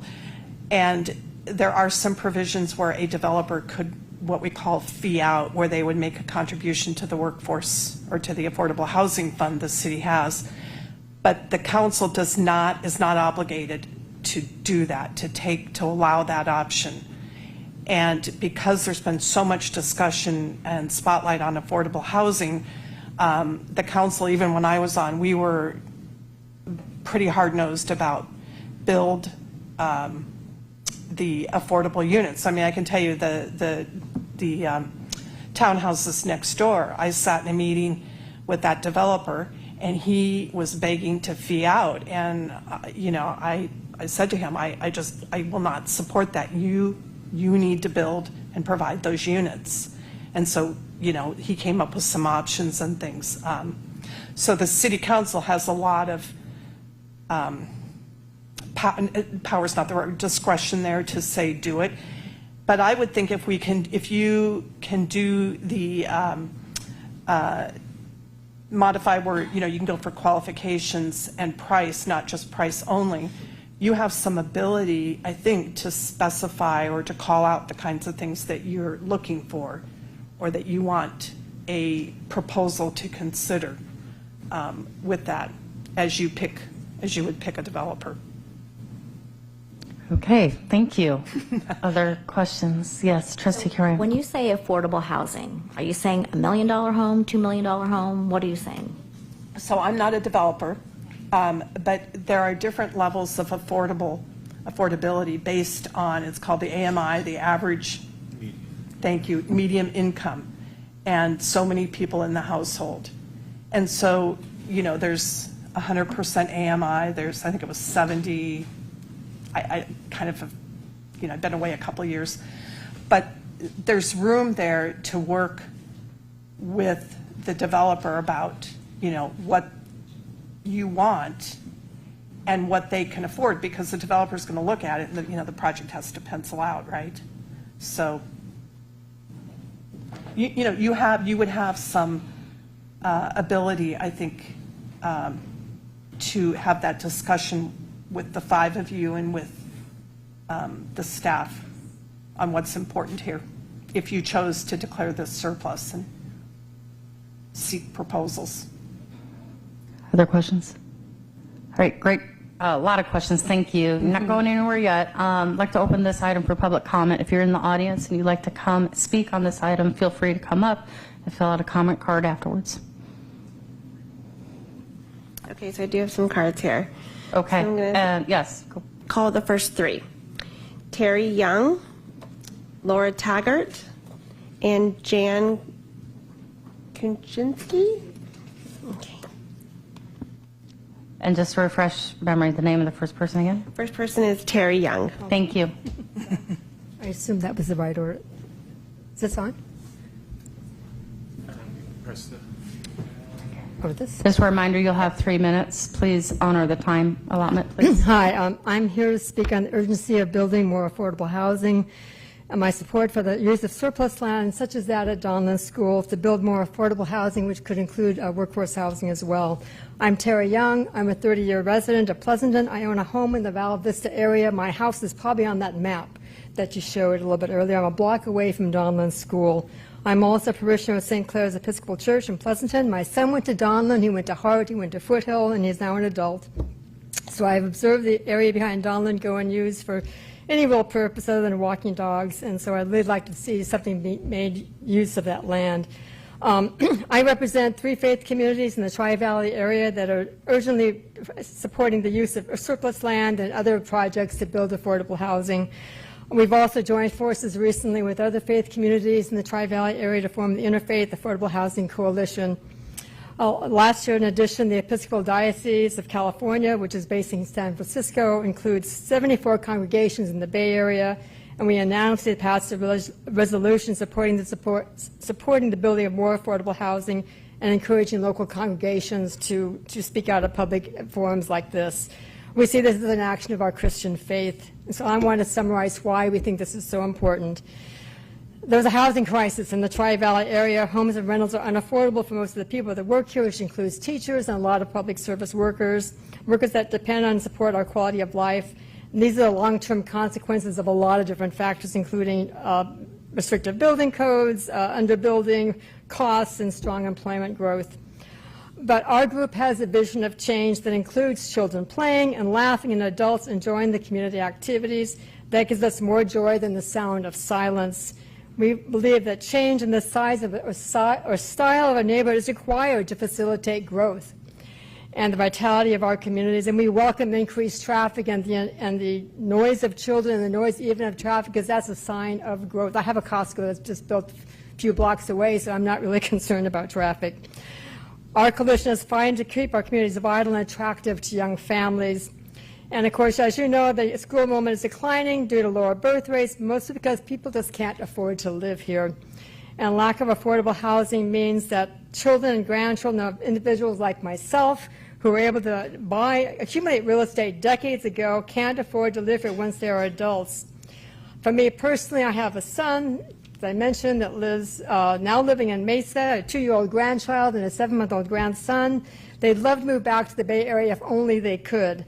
And they both have good jobs. It breaks my heart to see that my only realistic option is to move out of the area, and I don't want to do that. So please move forward with using the surplus land for affordable housing, and consider workforce housing if that's an option as well. Thank you very much.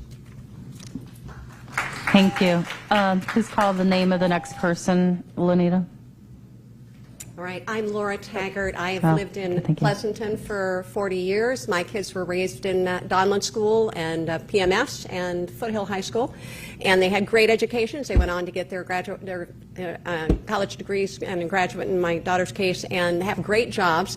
And like Terry just mentioned, the affordability, I think we can speak for many parents of adult children in Pleasanton that they cannot afford to live here, which is really a shame. We'd love to have the quality of life that they were able to enjoy, but they can't. But I'd also like to speak, and also our teachers. It really is so important for this land to serve community needs. And our teachers and first responders and service workers are the backbone of Pleasanton, really. And many are priced out of the community as well, not just our adult children, but these people who are coming here to work and serve, who can't afford to live here. We really do need to create some more affordable housing as we have opportunity to do so, and as the district uniquely has opportunity to create that. I'd like to address one thing that was mentioned at the last March meeting by one of the parents in the Donlan area. There was a concern about property values going down when you have affordable housing come in. And I'd just like to have it be on the record that research shows, many of the studies that have been done across the country show there is no evidence that property values actually go down when affordable housing goes in. The studies reflect that it either stays the same, or sometimes when high quality affordable housing goes in, the property values can actually increase. It brings in investments into the community, such as improved landscaping, increased tax revenues, and higher consumer spending. So financially, it's actually a good decision. So I am here to support affordable housing and the use of this land to support affordable housing for our workers and our kids. Thank you. Thank you. Next, coming up to the podium, just say your name again for the audience, please. Sure. I'm Jan Kaczynski. My husband and I have lived here since 1991 when we bought a home here, and our kids went to Alisal and Harvest Park and Amador. And when we moved here, we weren't sure that we were going to have kids, so we weren't looking really at the school systems, but we were thrilled to find out when we did have kids that the schools were great. And we really love Pleasanton, and the good school system is one of the reasons why. Our kids are grown and successful, but also cannot afford to live here. But we have read that the public school enrollment in Pleasanton is declining, probably at least in part because young families can't afford to live here, and decreased enrollment means decreased money for Pleasanton schools, which can result in increased class sizes and cutting programs and cutting the number of teachers, and that can make our school scores go down, which can in turn make Pleasanton not such an attractive place to live.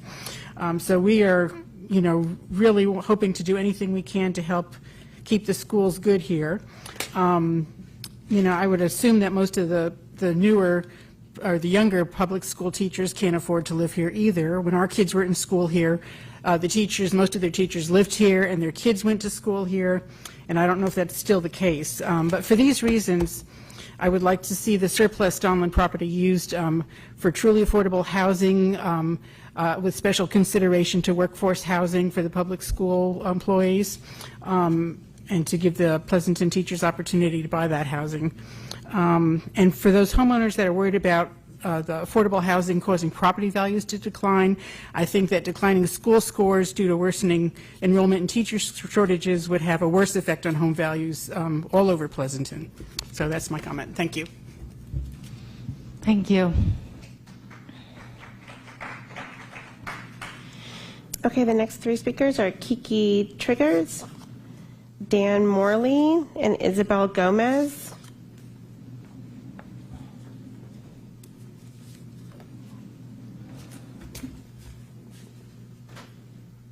Hello, everyone. My name is Kiki Triggers. I am a Pleasanton resident. I've lived here most of my life. I went to Vintage Hills Elementary School, Pleasanton Middle School, Amador Valley High School. I'm a UC Berkeley graduate, and housing is so unaffordable. It's so unaffordable. And it's one of the reasons why I do not have kids. I'm 30 years old. I have a long-term partner. We've been together for 12 years since I was in high school. And that's why I don't have kids. Because it's not really fair to bring a child into this house, into the world, when you can't really afford housing. I am with the organization Indivisible Tri-Valley, and we urge the board to formally declare this land as surplus and prioritize it for affordable housing. If not affordable housing, then at minimum workforce housing. On governmentjobs.com for Pleasanton specifically, a park maintenance aide makes a salary of $19.75 an hour, or at most $24.01 an hour. That means that a month they get around $3,000 to $3,000 a month to live on. When the median gross rent in Pleasanton is $3,060. That's according to U.S. Census data. It shows that people who live here, who maintain the parks, who keep this community beautiful and clean, cannot afford to live here. So I just urge you to declare this land as surplus, and I urge you to prioritize it for affordable housing, at minimum workforce housing, because service workers are the backbone of this community and they deserve to live here. Additionally, before I leave, one of the biggest percentages of unhoused populations are actually seniors, people who are over 65 years old, and people who are living on a fixed income, who've retired, who've worked their entire lives, are often pushed out of the community. And I don't want to see that happen to fellow Pleasanton residents. I don't want to see that happen to my dad, who's a retired firefighter, who, if he sells his house because it has stairs and he can't live in the house anymore, he won't be able to live here anymore. So people like me who've lived here my entire life, people like my father who moved here and served his community, deserve to stay here. So please prioritize affordable housing. It benefits everyone. Thank you. Thank you. Dan, come on, please. Please just reintroduce your name. Yeah, Dan Morley, 35-year resident of Pleasanton, and 25 years ago on this field I was coaching my kids' under-8 soccer team. And it'd be just wonderful to see that field be repurposed as workforce housing, affordable housing. Most of the speakers tonight, I think, are going to be supportive of this measure. We all know that one reason, a large reason that makes Pleasanton a desirable place to live is the quality of its schools. And we all know that the quality of the school district is largely having to do with the excellent quality of its teachers and its staff. And if you cannot afford to attract and retain young quality teachers if they cannot afford to live in the community where they work, it would just be a win-win if this district is able to approve affordable housing for this property and work with the city to help them meet their mandates that are put on them by the state, which they feel are unattainable. So I urge you to work with the City Council to make this happen for affordable housing. Thank you. If you could just reintroduce your name when you come to the podium, please, so we know who you are. Thank you. Hi, my name is Isabel Gomez, and I'm a 24-year resident of Pleasanton. My 2 adult children went to Valley View, Pleasanton Middle School, and Foothill. And I'm here to ask the board to honor the 7-11 Advisory Committee's unanimous recommendation to declare the extra Donlon Elementary land as surplus for the purpose of workforce housing. We all know that our teachers and service workers are essential to Pleasanton, but the reality is that we have heard already several times that they can no longer afford to live here, like my adult children. This property represents an opportunity to address this crisis. The committee has already done the work and heard the public support. Now we are looking to you to finalize that vision. Please prioritize affordable workforce housing for this site and help ensure that the people who serve our children can actually live in our community. Thank you. Thank you. Next speaker is Lenita. The next one is Teresa Morley, Tony Shuga, and Beth Thompson. Teresa Morley, thank you to board trustees. Thank you to the 7-11 committee for declaring this property or recommending that it be positioned as surplus land. As a longtime Pleasanton resident with kids who went through the system, I join in asking for your yes in our backyard support to enable workforce housing that brings our teaching and service community close to the facilities that they work at. The adjacent streets have and can continue to enjoy smart traffic mitigation measures. Close proximity living measures like this help reduce traffic on our Pleasanton's already congested freeways and interchanges. So it makes this not only a human action, but an eco-friendly action. So you have an opportunity, trustees, to be dream makers here. So please make this affordable housing dreams come true for our workforce community. Thank you. Thank you. If you could please just reintroduce your name when you come up to the podium, sir. Yes, I'm Tony Shuga. I'm also an indivisible member. I'm actually a short-time resident of Pleasanton. I got here in 2023. I came because my grandchildren live here. I was a long-time homeowner in Austin, Texas. When I moved here, I went back to renting so that I could afford to be here. And I just want to testify to the affordability problem just from that slightly different perspective, and urge you to do whatever you can to make a dent in this crisis and support the school district and its workers. Thank you. Thank you.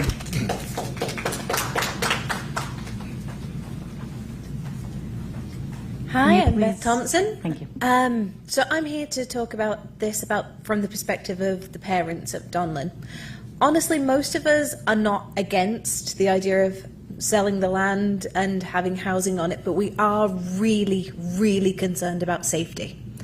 Because Donlon has more than 700 students, and we use 2 entrances to the school. We have the front and we have the back, and the back is where the field is.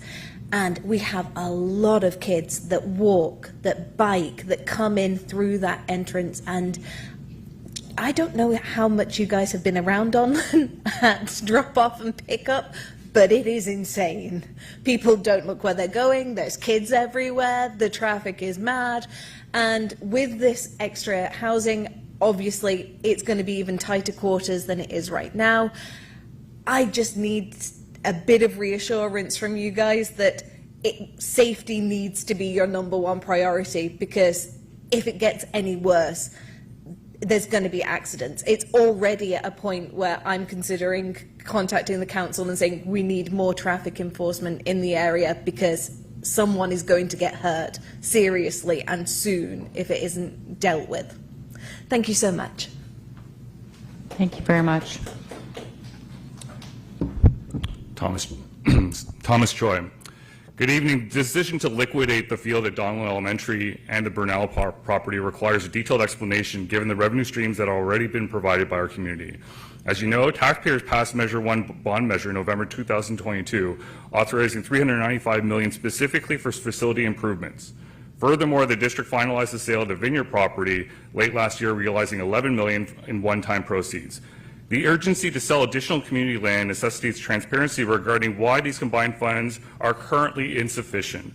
Focusing on the Donlan site, the summary of public comment slides presented tonight reflects critical community anxieties.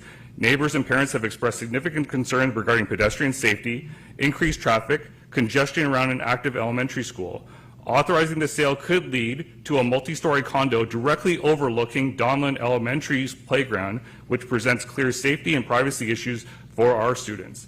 The board should also address why it is the responsibility of a school district to act as a housing developer or to provide affordable housing, as these are not the primary functions of the public education system. While the focus is on Donlan tonight, the same fiscal concerns also apply to the Burnell property. The community remains concerned about this strategy for managing future enrollment growth once these parcels are gone. We must also examine the total non-construction costs from the bond program. The district's own master documents that are publicly available show that 1/3 of the program budget has been allocated to non-hard construction expenses. This means that across our bond programs, the total for soft costs, escalations, and contingencies reaches the $200 million mark.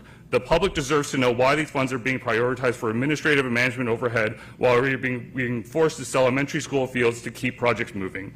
The urgency is particularly concerning in light of the SCMAT warnings regarding management of one-time funds. SCMAT explicitly cautions the district that one-time land sale proceeds should not be utilized to backfill structural gaps or stabilize reserves in the face of a structural deficit. The public deserves to know if these one-time funds are being used to backfill structural deficits within the bond measure projects. The board should pause any decisions on the waiver tonight until there is a clear and binding plan for these assets and certainty on how the funds will be used. A detailed explanation is required as to why bond measure resources are insufficient to meet current requirements and how the district intends to address long-term enrollment and the safety impacts. Thank you very much. Okay, thank you. Do we have any other speakers? No, that's the last speaker. Is there anyone else in the audience that would like to come speak? Okay, if not, then we are closing public comment, and we're going to move to concluding comments before we move on from this particular item. There is no action tonight.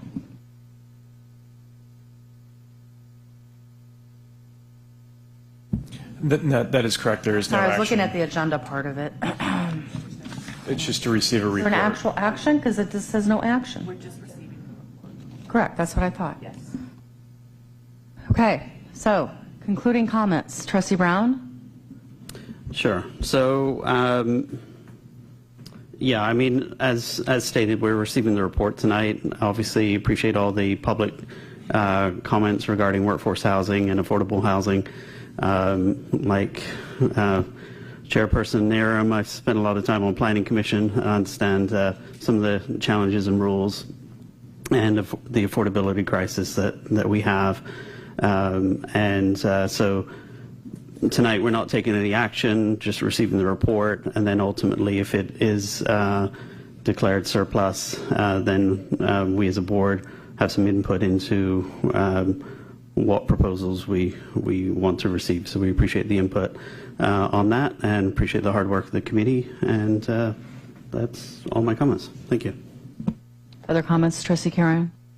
No, I agree with the speakers. I have a son who lives in Pleasanton. He rents, and I would love for him to be able to own a home so I can be a grandma. So I totally agree, but I also agree that it needs to make sure that we're safe. The kids need to be having a safe environment. Thank you, Trustee Karen. Trustee Jones? Go in order? All right. So first, I want to thank the committee.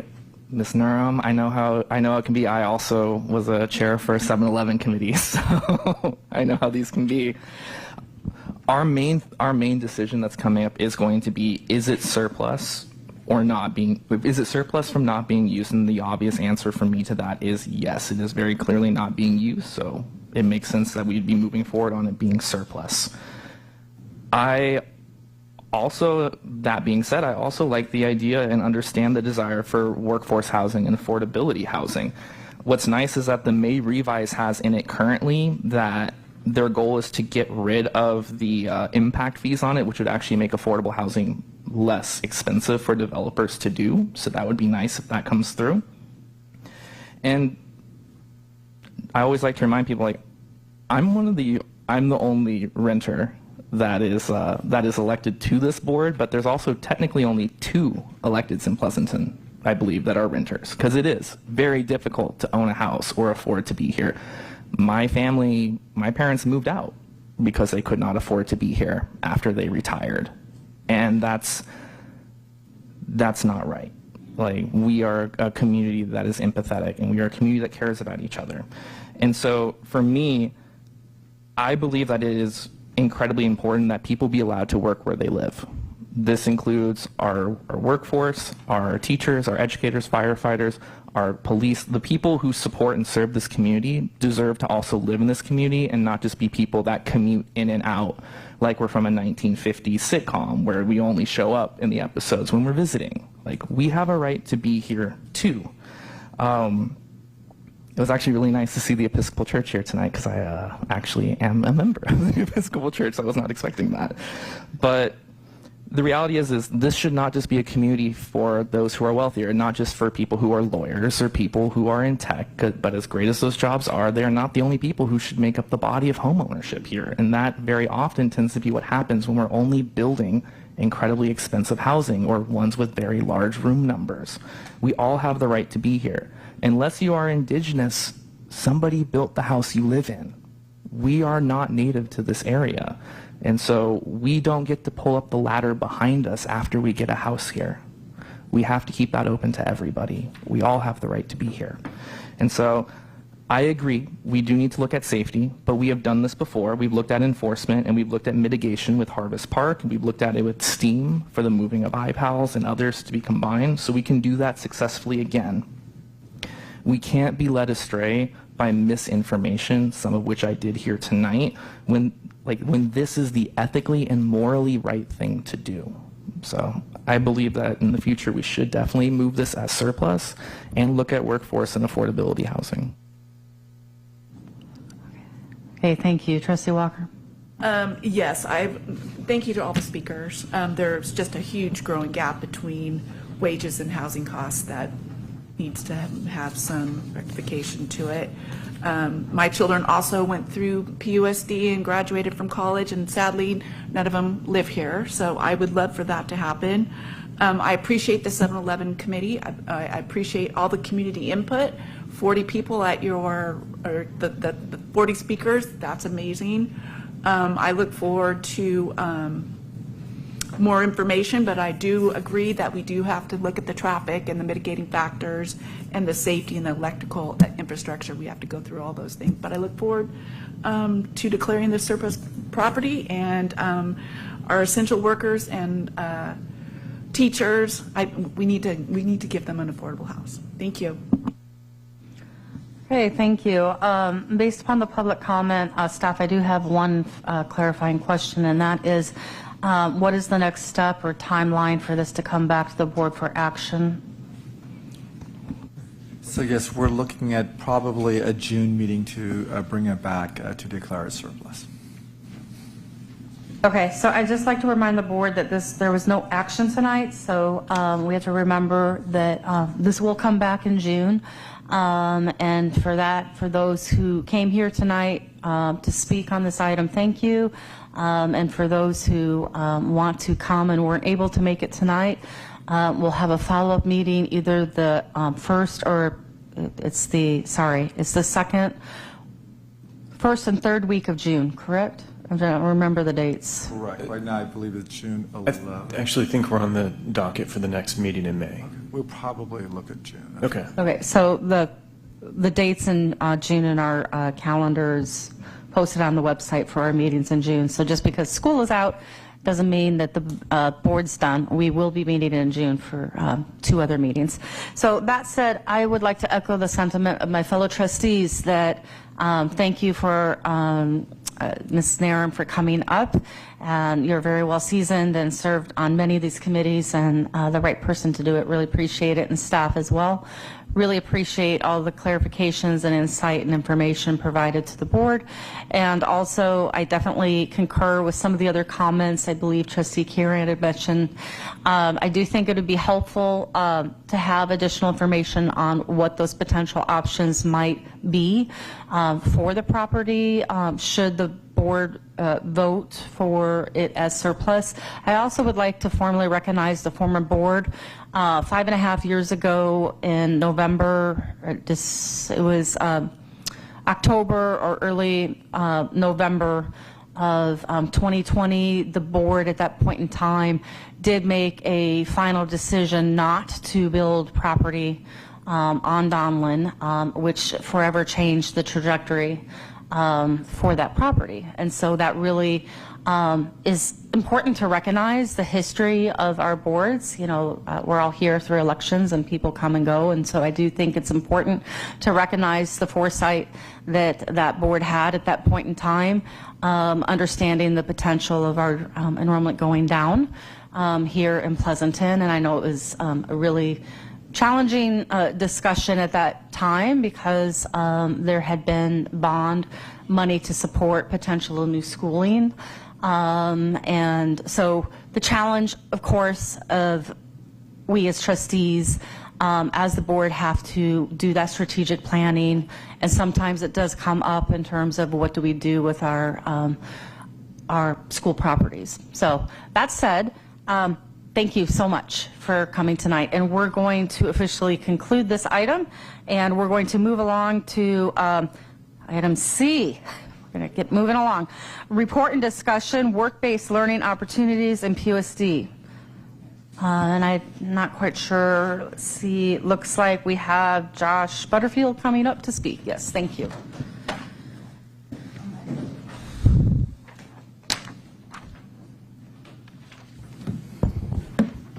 All right. Thank you, President McCaughey and trustees, Superintendent Geisels. Oh, thank you, Marta. So this is a discussion and a report item only. It's not an action item, but we appreciate the opportunity to speak tonight. I'll let the team introduce themselves on the work-based learning opportunities. So let's introduce ourselves, please. Good evening, Josh Butterfield, Director of Secondary Education. I'm Laurel Beck, a work-based learning teacher here.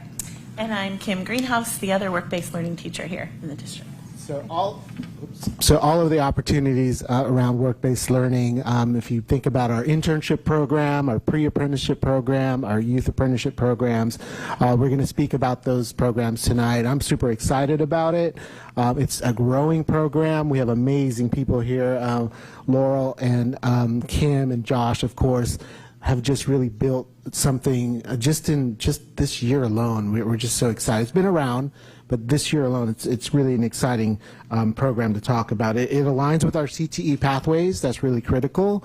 CTE are career technical education pathways, and it really gives our kids real life experience, work experience, job skills. So during the week of April 27 to May 1 is the National Apprenticeship Week. And we celebrated the culmination of that week and also the culmination of interns during a May 5th celebration. And we had city dignitaries, state, county folks, just to name a few, to help celebrate all of our students who participated. So we had California State Assembly member Liz Ortega, Alameda County Supervisor Nate Miley's office, Jack Balch's office, our city mayor, Iana Theodoro, Chamber of Commerce, Alameda County Workforce Development Board. You see those big names. I really wanted to highlight that because the people are supporting these programs. So that's super exciting to celebrate. I think we had 24 interns and 1 apprentice recognized. We're signing on more that they will, I won't take their thunder. They will talk about that a little bit more. So I'll hand it off to Mr. Butterfield. Thank you. This slide that you see here outlines some of our work-based learning opportunities and gives a little bit of compare and contrast between internships, pre-apprenticeships, and our apprenticeship opportunities for students. The program serves nearly 200 students this year alone across POSD, and really our goal here is to provide students with work-based career industry experience to help them understand what they're learning in the classroom and how that translates to the real-world experience, and really bridging that gap between what students learn in a classroom and in a book and what opportunities are out there for students. There's a variety of ways students can engage in this. Some of these are very short-term. Some of them are through coursework and longer-term paid and unpaid opportunities, and some of them are competency-based, recognized by the state of California, aligned apprenticeship programs. That program we're really excited to talk about in the next few slides, and a grant that we recently received. And so we're super excited that we've gone from 1 apprentice this year, and we've already signed 8 apprentices for next year, and that's just really a testament not only of the hard work of the individuals sitting next to me tonight, but also that partnership with the Chamber of Commerce, the city, and our local business partners that create these opportunities for our students, because they are paying our students to do work and providing them that real-world experience. Yeah, so we have 2 registered youth apprenticeships in PUSD, and the first is our cybersecurity, information security engineer apprenticeship, and the second is our robotics technician. And these 2 programs are blazing trails in the state. Our district is known for leading the way in this arena. These are the first of their kind, competency-based in the state of California. So whenever we go to an apprenticeship conference and we're there, Pleasanton is called out in the room. Districts are looking at us. They are modeling their programs after us. It is very exciting. We also, we embed those apprenticeships into our CTE capstone courses. So those students are earning college credit. They are also becoming CTE completers, which is amazing. And we've recently launched 3 pre-apprenticeships. And we have 2 of those apprenticeships this year have already been started, one for cybersecurity and one for robotics. We have 140 students registered in those programs. That is exciting because a pre-apprenticeship alone satisfies the dashboard A to G requirement. So we have 140 students meeting that requirement this year just by participating in those pre-apprenticeships. The third one we are going to be starting next year, dispensing optician, and that's going to involve a CCAP agreement with Las Positas and students enrolling in the pre-apprenticeship to become a licensed dispensing optician. So those are exciting. These are state registered. They just give our students that real world experience, the earn and learn that is so exciting. And we have really exciting news about those pre-apprenticeships. So Laurel. Yeah, so earlier this year, Kim and I worked on writing grants, and last month, we were awarded a $1.5 million grant for these pre-apprenticeships. So it's really super exciting. And it's for implementing it, but I want to make sure that we highlight that it's for all work-based learning opportunities. So while we are developing pre-apprenticeships, this will also increase internships, job shadows, and workplace tours. So when we were granted this award, it was really exciting. There was $30 million that was released from the state of California, and we were one of 6 applications out of 48 that applied. That were funded, exactly. So 48 applied, and only we were one of 6 that were funded. And so this is going to be able to sustain us for the next 3 years with this grant, and so it's $500,000 over 3 years, and it'll just make sure that we're able to continue this work without impacting the general fund. And so this particularly funds both Kim and I. It's for 1.2 work-based learning for us, and it'll also have a 1.2 related supplemental instruction. So those teachers who are teaching cybersecurity and robotics engineering will be able to be funded with this grant as well. We also get to have equipment for our pre-apprenticeships and anything that our classes might need. So it's really helpful in relieving that fund.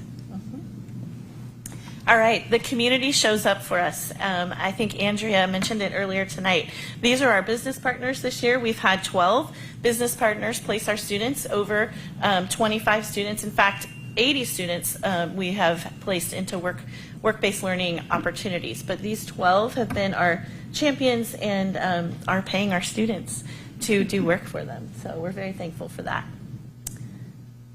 And this is our work-based learning hub. If you scan that QR code, that's where we advertise all of these opportunities for our students. We are on all of our campuses, Village as well as Foothill and Amador. We are advertising them, and this is where students are told to go to find out and link to all of our applications. You can check that out. Right now there's nothing active on there. We just finished our application season. We will be starting again in the fall, but yeah. Okay, and these are our youth apprentices in action. The first one you see we call related supplemental instruction. That's the classroom learning. Those are our 2 students. And then we have them in various workplaces. That happens to be a robotics apprenticeship student. So you see him there. And then sometimes we need to go do some interesting things, remove barriers for students to get to these apprenticeships. And that was one where we were providing transportation for a student who could not get to his workplace. So that's us in action. All right, I will wrap this up. Hopefully you can see just a small glimpse of what this program is about and how much it really serves our kids. So we thank the businesses, the industry partners, the city leaders that we work with. You know, for me, kids that are in this program, it's about job skills, yes, opportunity to get paid, sure, but it's those human skills, those social skills, those relational skills, those kind of accountability skills, getting up, going to work. And guess what? They work with other people, so they're building those relational skills that I just mentioned in a work environment, in a work setting, because that's what hopefully they're going to be doing in the near future for them. So these programs kind of help set them up for that growth in those particular skills. So I want to give a little bit of a plug. There is a demand. We do not have a talent gap in Pleasanton. We have a lot of kids who qualify and are eligible for these programs, internships, apprenticeships, but we don't have enough businesses. So there's a partnership gap. So we give that a little bit of a plug at the ceremony the other week. I made sure to share that QR code so that folks can go on there and help us develop more opportunities for our apprentices to be placed in. So with that, we are done, and we can take questions. How was that for timing? Perfect. Questions? Trustee Brown? Well, I'll let someone else go first this time. I just always tend to be quick. All right, very quick question on the last point. What else could we be doing to drive additional business interest in this program? Helping us build connections with the businesses. Kim and Laurel spent a great deal of time really working on those networking and building the relationships and trust with the businesses. It is daunting sometimes when businesses get excited and then they look at, oh, we have students that are under 18, and so that makes businesses nervous, but when you talk to the business partners that we do have, they're blown away and amazed by our students. And so helping build those, connect us with businesses that might be interested. The other area is helping businesses find ways to fund these students, and so that tends to be a gap for some of the businesses hiring our students, is finding the funding sources behind that. So forgive me for asking these questions, but like, have we presented this to the chamber, to the downtown association, and to the I presume you guys that's why I didn't want to ask the question, because I assume you've I'm not going to come up with a brilliant idea you hadn't thought of, but yes. I'm just trying to figure out how we as a board can maybe leverage our connections with the city and others to open any additional doors. Maybe I went too fast. So we do connect with the state. So Assemblymember Liz Ortega's office was here, County Supervisor Nate Miley, to that funding possibility that Josh just mentioned. We also had Jack Balches, the mayor's office here, and the Yana Thedoro from the chamber. So that's that networking that we're talking about. If we can get the people here who can help us. And then we also celebrate the apprentice, the business that had our apprentice. We celebrated that day too, just to show, like, look, and they speak on behalf of our kids and how amazing they are. So it's word of mouth, it's advertising, promoting, and getting the right people in the room. Mayor Balch just did a Facebook post about highlighting our program last night, so it is up there, and he's with us and wants to find us business partners. So we are reaching out all over. Awesome, thank you. Sorry, I do have one question in regards to scalability with the grant that was just awarded. How many students will be served? So next year we are expecting 300 students to be enrolled in our pre-apprenticeships each year. Right now we have 140, but we are expecting to increase that. Can you elaborate a little bit more? Like, is it juniors and seniors only, all campuses, or what would it look like? Yeah, so it is students in the second semester of AP Computer Science, and that can be at any campus. So all the sections, and we're aiming for 100% participation because this also gives them priority for the youth apprenticeship. So we're really encouraging that. And then for the engineering pre-apprenticeship, it is Principles of Engineering and Honors Principles of Engineering, the second semester, so the last 6 months of that class as well. So our goal again is 100%. And then for the dispensing optician, we're hoping to run classes in both pre-apprenticeships in the fall and the spring. And those are 2 cohorts, each 30 students. What was that? 35. 35 students each. And a Chabot College instructor will be teaching them on our campuses. So after school. Okay.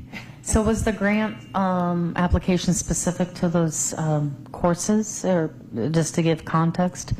Yes, the grant is specific to those courses. So the curriculum, the supplies, the sections, those are all included in the grant.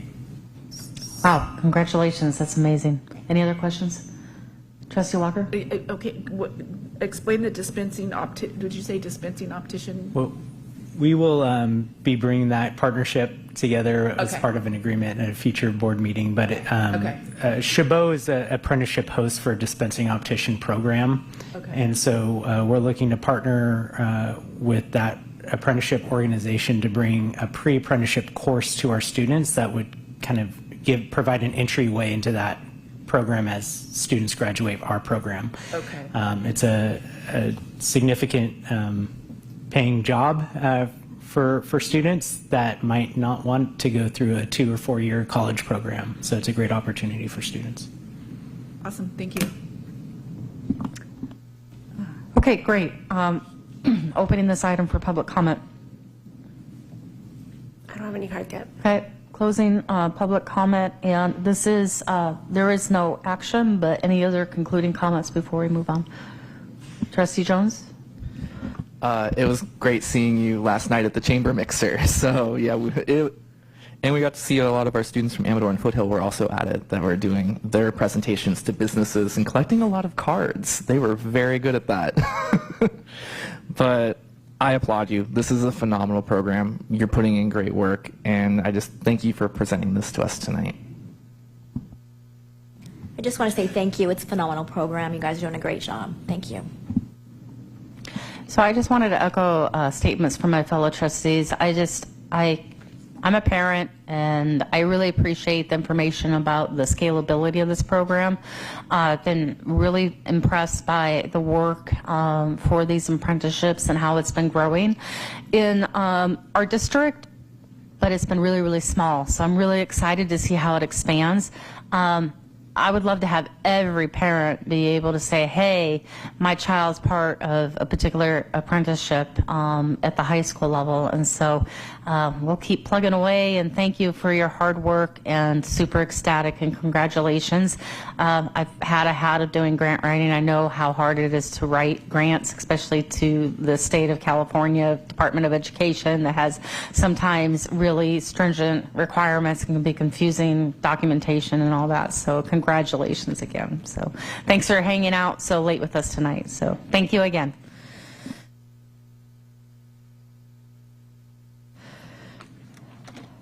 Okay, next on the agenda we have discussion action, adoption of Amplify Desmos for secondary mathematics curriculum.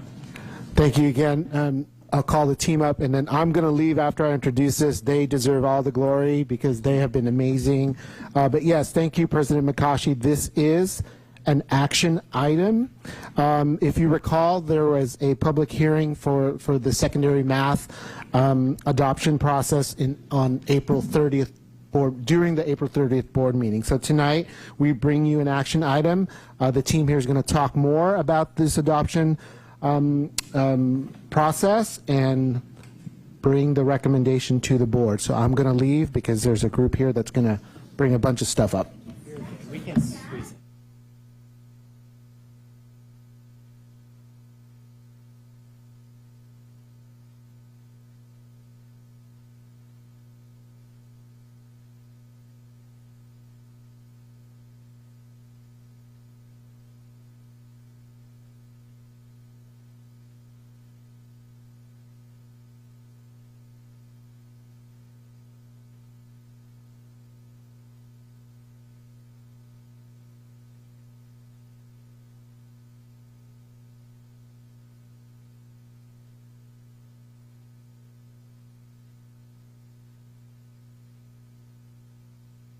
Light comes on like that.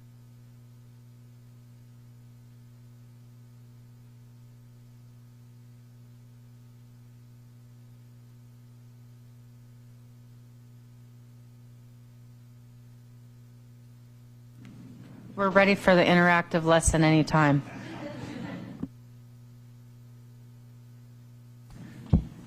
Hope you brought your calculators to solve these questions.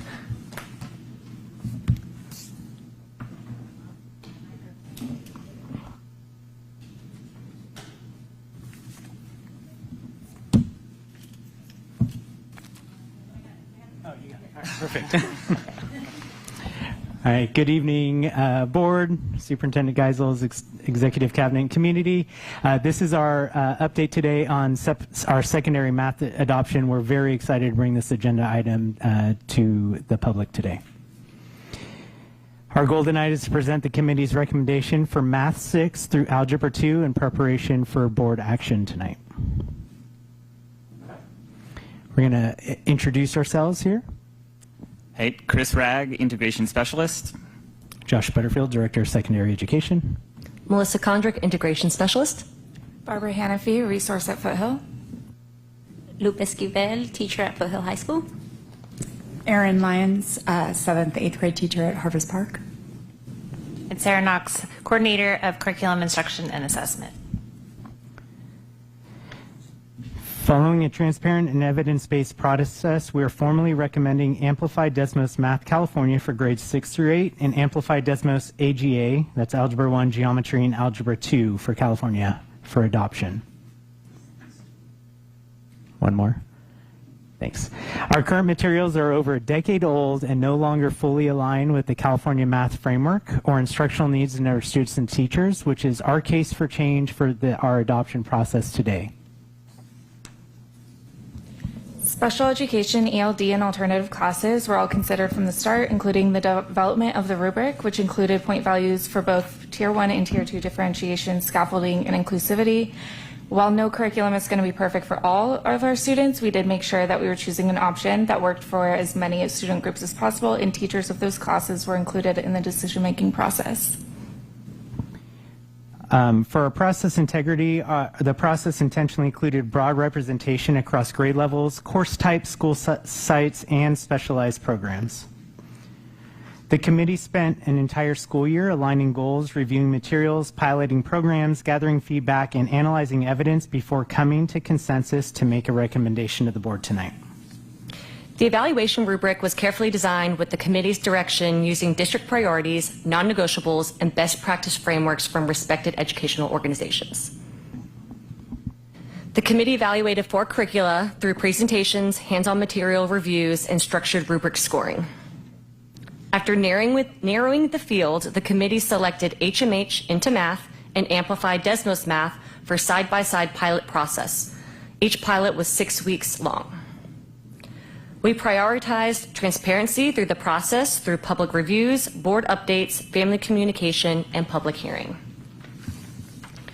During the pilot period, both publishers were provided equal opportunities for training, support, classroom visits, and pilot follow-up throughout the adoption. We collected both quantitative and qualitative feedback from teachers and students in the form of surveys and walkthroughs. This was to ensure that the recommendation reflected classroom realities. Students were also involved in giving feedback. They knew that their input would impact not only their own learning, but also across all Pleasanton. So they took the process very seriously. Throughout the pilot, they shared their thoughts during lessons, homework, surveys about what was working and what was not working.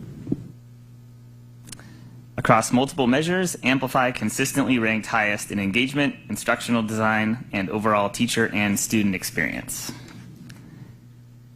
Teacher survey data showed strong support for Amplify in instructional quality, usability, and student engagement. You can feast your eyes on that for a moment. And students, the blue and red are what we're looking for there. That means that the curriculum either met or exceeded what we were hoping it would do. And students reported that Amplify lessons were easier to follow, more engaging, and helped them better understand the math content. On this slide, the red indicates that it was just right, as opposed to too easy or too hard. The committee also evaluated each curriculum through the lens of explicit instruction because we know those practices best support all learners.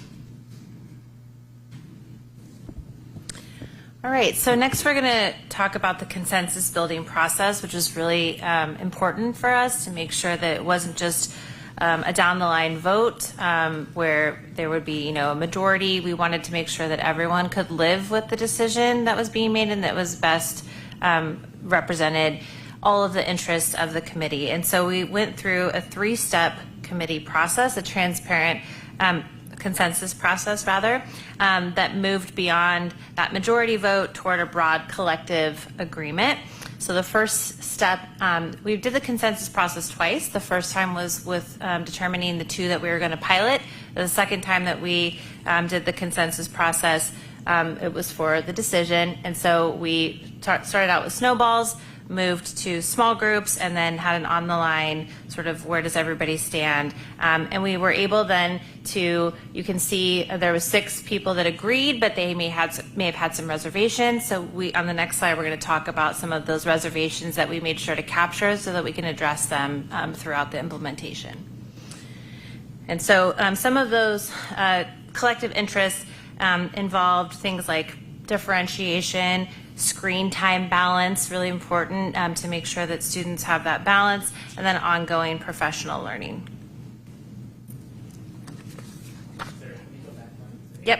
Yep. Yes, please. I'll take a little bit of a testimonial for myself regarding screen time. So obviously I think everyone in the pilot process was a little bit concerned about moving to a heavily digital platform, but it's important to note that every curriculum that we previewed was very heavily digitally driven. The digital aspect really can't be avoided at this point. So I've used the Amplify post-pilot with my classes with the goal of collecting data to see the balance of using screens versus pencil paper, which is where we had been pretty steadfastly prior to the start of the piloting process. I know now that I will strive for a hybrid model as we move into next year. There are incredible learning aspects that come along with the digital components, but I won't be able to abandon pencil paper, and I don't believe many of my peers or colleagues will do that either, so it will be a strong balance of both, and I think that it will set the students up for continued success in their math journey. Oh, it's me again. Okay, so additional voices from both teachers and students. Amplify stood out for its student engagement, coherent lesson design, flexible digital and print format, real-time teacher insights that, you know, give them just-in-time learning, just-in-time instructional decision-making tools, and strong support for our diverse learners. In addition, the reflections that we heard from our teachers and students highlighted that increased opportunity for collaboration, helping students with their persistence and grit with mathematics, and engaging in meaningful mathematical conversations. And this and the next slide are sharing some data that were from the students themselves at the end of the lesson. It asks them how they felt about the lesson. And student check-in data showed that students overwhelmingly reported understanding lessons while learning with Desmos. They also consistently reported positive feelings and confidence while engaging with the curriculum. Always important with math. And now we're going to hear from a couple students themselves.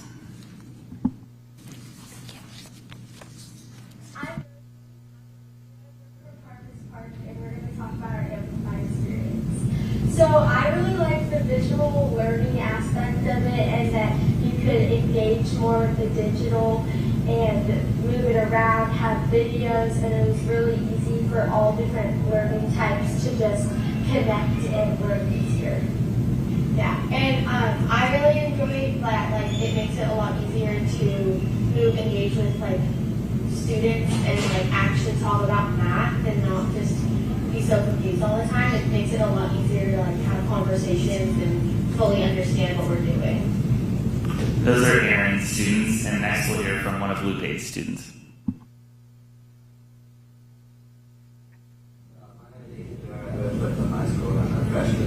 I like Amplify that you can go at your own pace and it lets you check the answers in your own so you can retry it.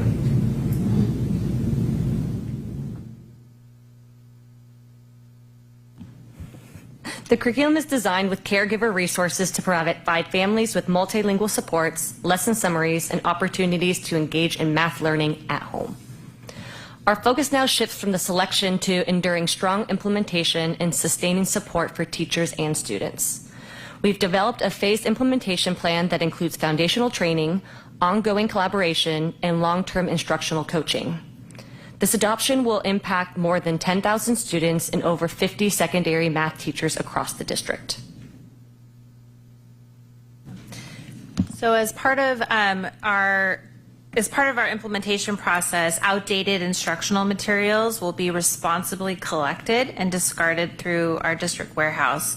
And we like to include the board in on this aspect of it because oftentimes when you have the visual and visible recycling of district property, people have feelings about that, and so we want to make sure that you're well informed about that process and can help us communicate the rationale for the disposal of those obsolete materials. All right, so next steps. We had the hearing on April 30th, and we are here tonight presenting this as an action item for board approval. And if approved tonight, teacher work groups and training will begin immediately to prepare for implementation in the 2026-27 school year.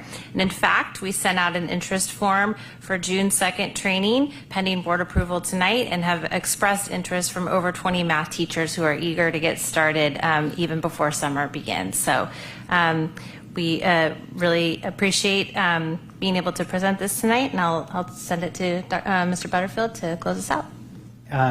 Before we take questions from the board, I want to publicly acknowledge the C&I team. So Sarah, Melissa, Chris, all the hard work on the adoption, all the teachers that participated through the pilot process. It's not easy to be out of the classroom and take time to do this, and it's not easy to try out curriculum.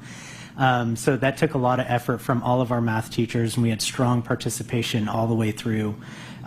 We also had great resources from our tech team, Junior Yi, Yogita, looking at those digital integrations, how that will work, Joanne Demansky in our media services department, and securing quotes and figuring out the logistics of it. So I just want to publicly appreciate all the teachers, the team, for all their hard work on this, and couldn't be more proud of the work they've done. Okay, great. Thank you. Questions? Trustee Jones. Just one last point of information. The subcommittee had a positive recommendation of support for it. Trustee Carrion. So I have a couple questions. K-5 is doing Eureka. Was that not an option to pilot? We requested a number of publishers to come in and present their information, and also used evidence-based research to figure out which curriculum was showing the most growth of students, particularly both our high-achieving students and our underserved populations. And so we went through a series of presentations to our math teachers, and they selected these two to pilot. So we went through a process, and these were the two. The HMH and Amplify were the two that were selected by our teachers to pilot. And are they the same ones that ELA piloted? I mean, I'm talking about the publisher. They happen to be the What a front runners for coincidence. that as well. Yeah. Okay. Okay. And just one last question is that, so you feel like it was unanimous? Like the teachers really got behind it? Yeah, I can speak to that. So that three-step process. So the first process was snowballs, where everyone wrote down, what their choice would be, and then everyone picked up an anonymous one. It doesn't have your name on it, and 17 out of the 17 snowballs had Amplify as the number one choice.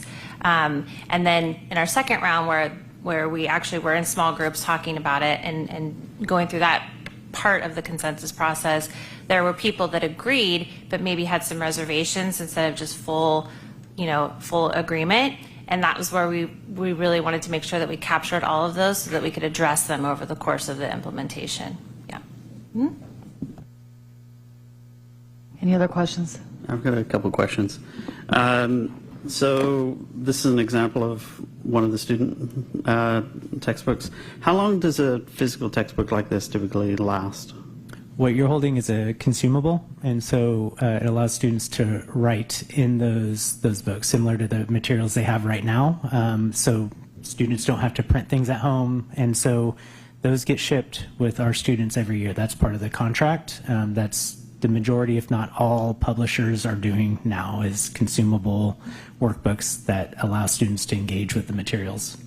Okay, and this is a typical weight, heaviness. The reason I asked the question is I got 3 kids, and their backpacks are insane. Like sometimes I pick up their backpack and I'm just like, they're gonna have a back problem.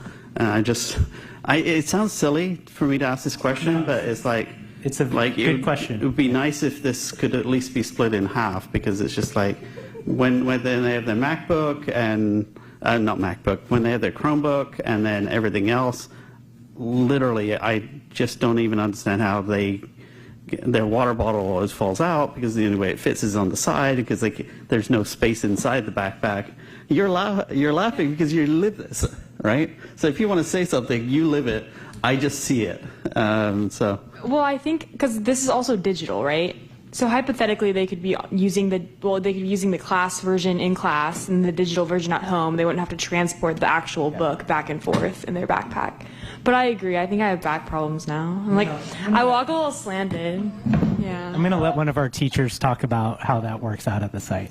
Yeah, I would just say for us, for me at middle school, we tear out units and we hole punch them and they carry them in a binder. So it's just a unit at a time. I certainly wouldn't want them to be bringing that back and forth every day for a myriad of reasons, backs included. But we would tear it out, it goes home, and then they could either choose to bring it back in our next unit and tear it out at school or tear it out at home and hole punch it at school. And as our student said, some of the homework is digital too. So, but because I don't want all of it to be digital, I would want them to have those units. Yeah, I can tell you what happens in my household is invariably half the question is cut off because they're grabbing 40 pages at a time and ripping it. We work on that. That's a goal we work on in ours. So we talk about small sections and we take the time to do it right in my class. Yeah. Yeah. We teach the executive functioning skills, but to comment on, that is actually one of two. So students actually, that is either version 1 or version 2. So there's 2 books. That is actually what they have right now. It's just one current book, and this is split into 2 different, like a version A and a version B. Okay. So that is already cut in half, but as Ms. Lyons was saying, that teachers do take that into account because we do understand that that's a lot. Yeah, I know I'm joking around, but it is a legitimate thing that the students and the parents deal with, so that's why I'm asking these questions. Thank you. Otherwise, it's phenomenal. Just make a comment. Having 17 people align on something and the amount of thought you put into this is impressive, so I have no other questions. This is kind of more of a follow-up meeting to the earlier one. So I have a question about the cost. Does it include these every year? The cost that you see on the agenda item, that is actually total cost for 8 years. So it's everything that we would need as a district over the 8 years. We actually asked for a quote, just being conservative based on our enrollment projections also. So we didn't project it out for how many students we have today. Like we estimated conservatively to be safe to make sure we weren't over purchasing and buying things. Can you explain that a little bit more? It was a tiered approach to the negotiation with the cost. Was it like every 3 years, 4 years? How'd you do it? Yeah, so it's an 8-year contract, and what we will be doing is putting a down payment with a restricted reserve fund that we have, and then breaking up about over 4 years using restricted lottery funds and some title funds to pay that down. And then after 4 years, we won't have any payments. And so it kind of allows us to build up for future adoption at that point. And, you know, we worked really hard on that negotiation, and we're going to do a little bit more work. What you see is the highest amount it possibly could be. I think we're considering, based on some of our declining enrollment challenges, doing a bank of those at a 4-year contract and then repurchasing just to make sure, again, that we don't overbuy seats. What we found in past adoption is we bought for today, and then you buy 1,000 licenses for 8 years. And then all of a sudden in year 8, you only have 800 students you've overpurchased, right? So we're being conservative in that approach and cautious. Great, thank you. Any other questions? Okay. We're going to open this for public hearing, right? Or just public comment? Okay, public comment. Okay, seeing none. Comments? Yes, Trustee Gorsuch. I feel like I really like this because I never learned how to use Desmos, and it's actually what's used on all of the AP exams and on like the SAT. And I didn't know how to use it, and so the first time I took an SAT, I didn't know how to use Desmos, and so I took the entire test without a calculator, without like graphing. That's why I'm going to a school that doesn't require test scores. The first time I was like, woo! But this is great that like we're learning how to use it in like the digital versions now, because all of the exams, the standardized tests that kids are going to be taking in high school are all on Desmos. And so this is good because then they won't end up like me. What is Desmos? It's like this. It's like... It's... Oh, no, I mean like they use like the Desmos like like tools. So like all the graphing calculators, whenever you like graph an equation or anything like that, it will graph it on Desmos for you. And then all the calculators and all the exams are based on Desmos and use the tools that Desmos uses. So if you're familiar with it, it will save you a lot of time and stress during college applications. Trustee Karian, the Desmos started out as this calculator and as this digital tool, and then Amplify purchased Desmos and then the subsequent curriculum that was derived out of that. So it is a tool that's used on the SAT and AP exams and has wide use. So, yeah.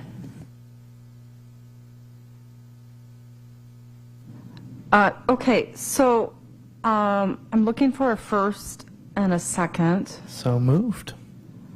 Second.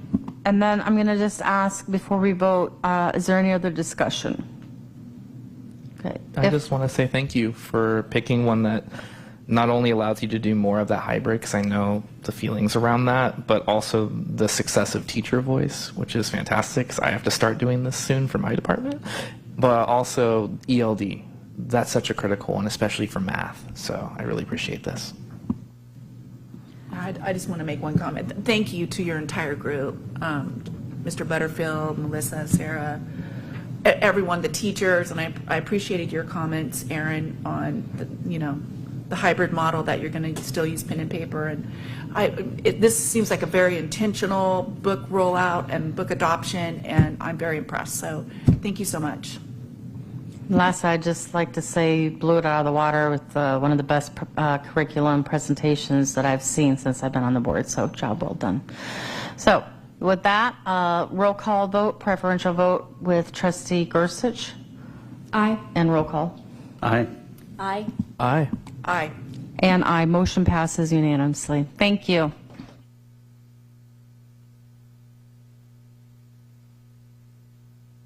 This is the one I was waiting for. So this next one is a public hearing, potential adoption of curriculum for K-5 ELA. So this is the this is the first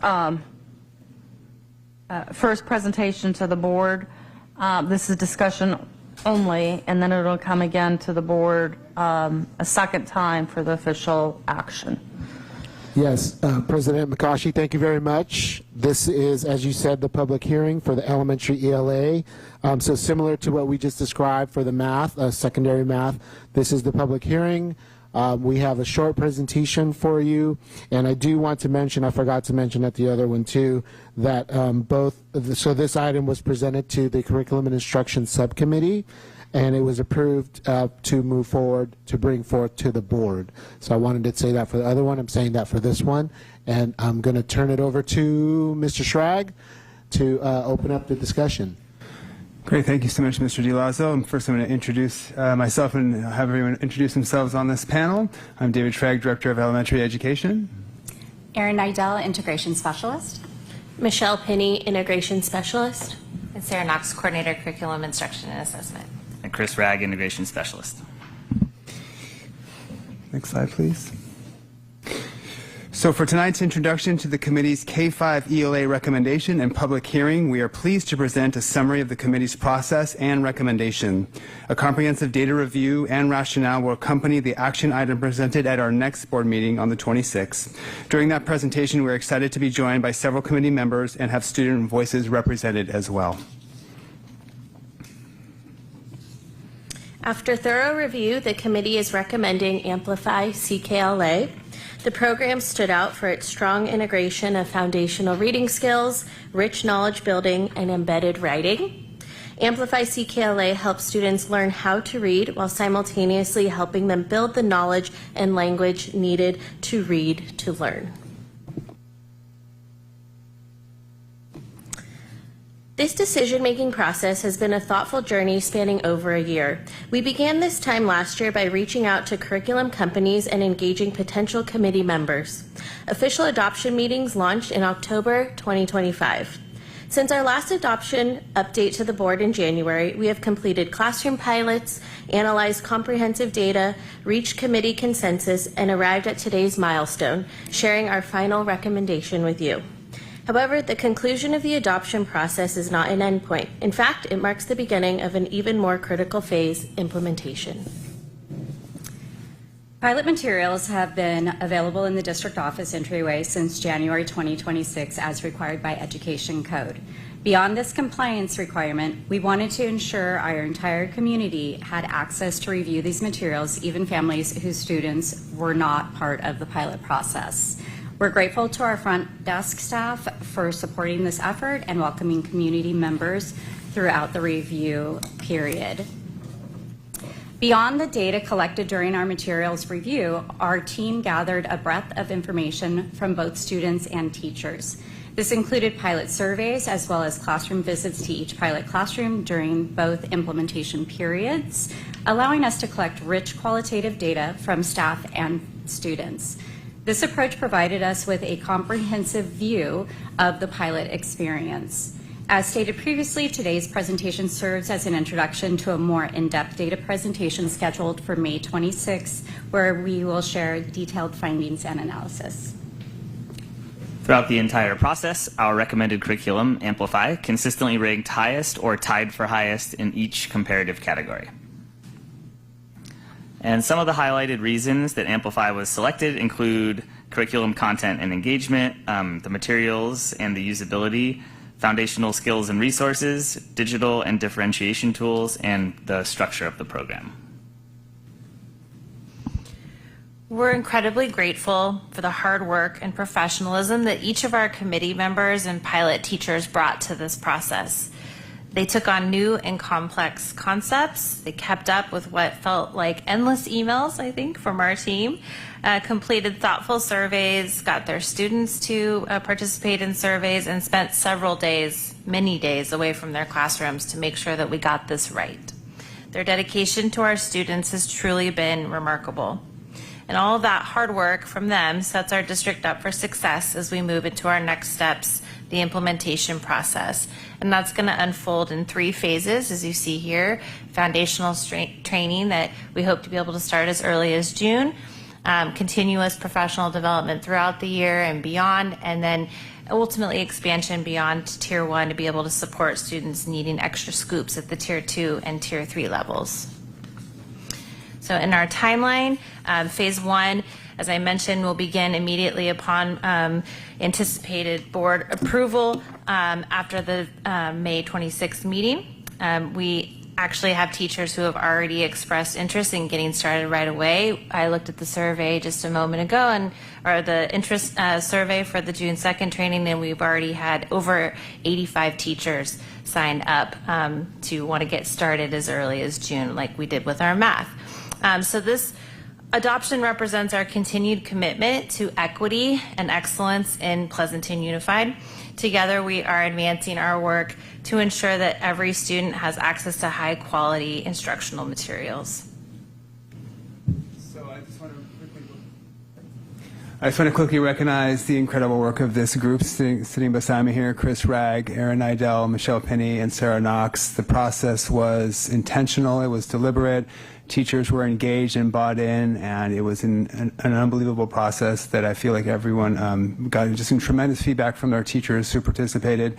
And as I said before, the teacher voice has been transparent and a through line for all of this. We're really appreciative to their commitment that they made, and this is a big milestone for this district right now, so we're very proud to present our recommendation to you. Any questions? Trustee Karen.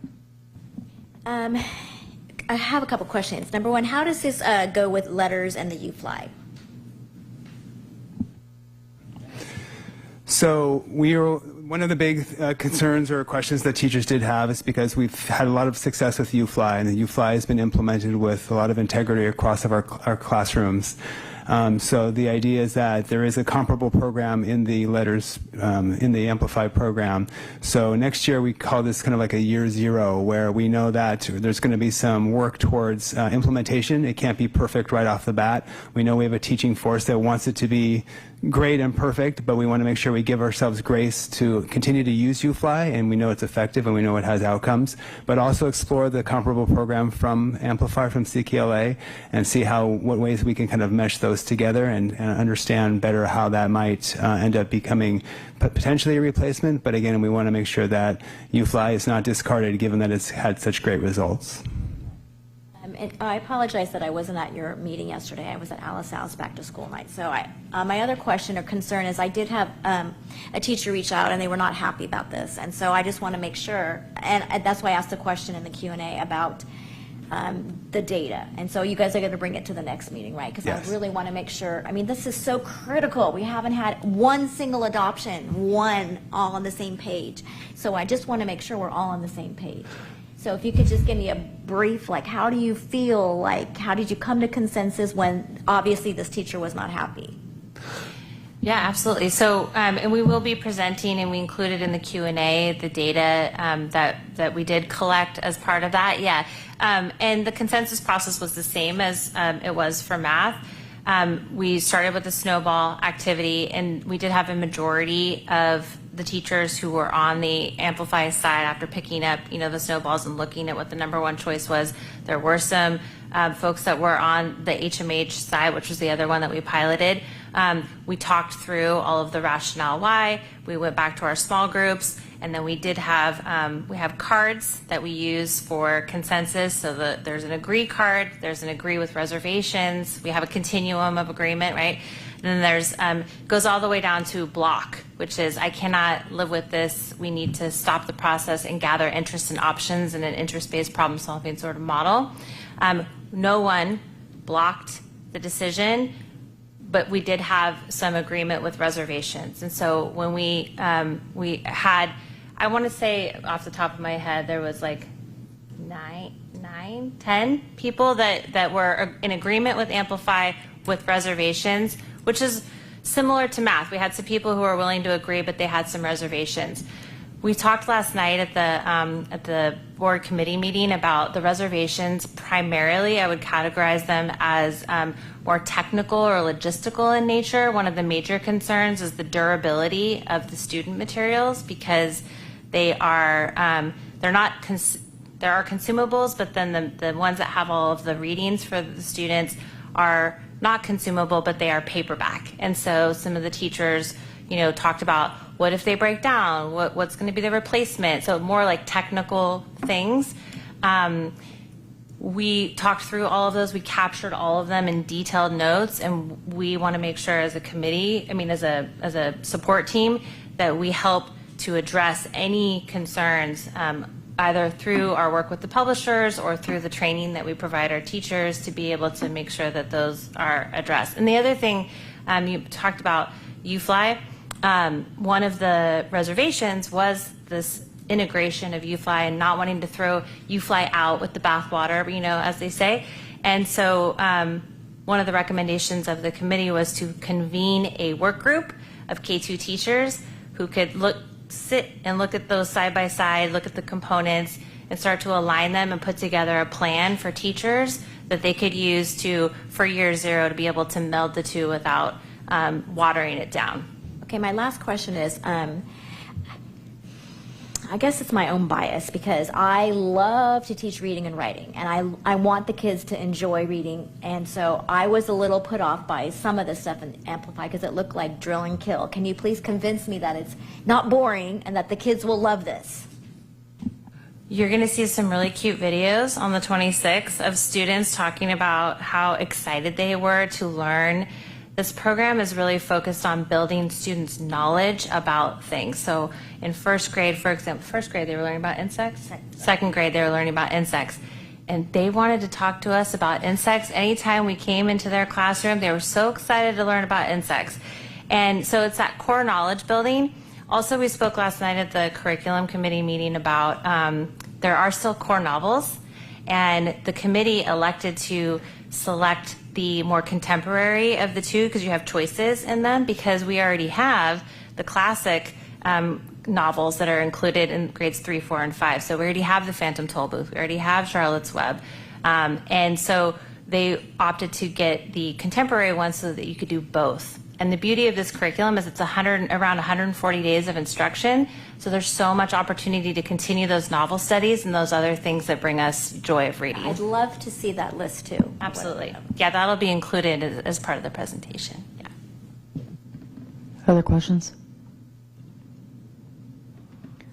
So I think for the benefit of the public, maybe to give clarification, UFly, I recall, is only K2. Is that correct? So I think it's important to explain or to reiterate, because for those who might be watching on TV, they're not going to be familiar with this, the names that we're throwing around. So the point is, because I was thinking as Trustee Karen was asking some of her questions, well, why couldn't UFly be considered as one of the curriculums to adopt? And then I was refreshing my memory like, oh, we can't, because UFly is very specific for the K2, whereas the adoption that is being asked is K5, correct? So I just think that's important to kind of highlight or to reiterate. Based upon some of the concerns that I'm hearing, I think the question I would kind of expand off of Trustee Carrion's questions would be, what are the biggest concerns for those who had reservations? You mentioned a few, but be more specific. Is it really more of that those individuals might not be comfortable with using the technology, or can you be further clarify? I just want to clarify that question too, because like going from Lucy to this, how much of a bridge is that to Gap?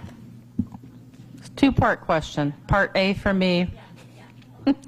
Oh, one thing to say is UFly really addresses like foundational skills, phonics component, and phonemic awareness. So it's not a complete English language arts curriculum. It's something we were using as a supplementary curriculum to our previously adopted materials. But when I Googled, it said it has the foundations curriculum. So. Foundational skills, yes. But it doesn't have like, you're not knowledge building, books, writing. There's a lot of things that I would be missing from it. So for example, in CKLA, there's a component called skills, and that would be the part that would potentially be competing, teaching the same kind of stuff that UFly does, and also some other things, because they're not perfect matches. But and that's why and the other component is knowledge, where they're, yeah, exactly. Another concern that was brought up, was writing. Was brought up in the upper grades, I believe, as the rigor of the writing, but that wasn't universally brought up. I think there were some teachers who actually felt like, my God, I've never had my students writing as much as I have while piloting this curriculum. So, but that was one other thing that came up. You go.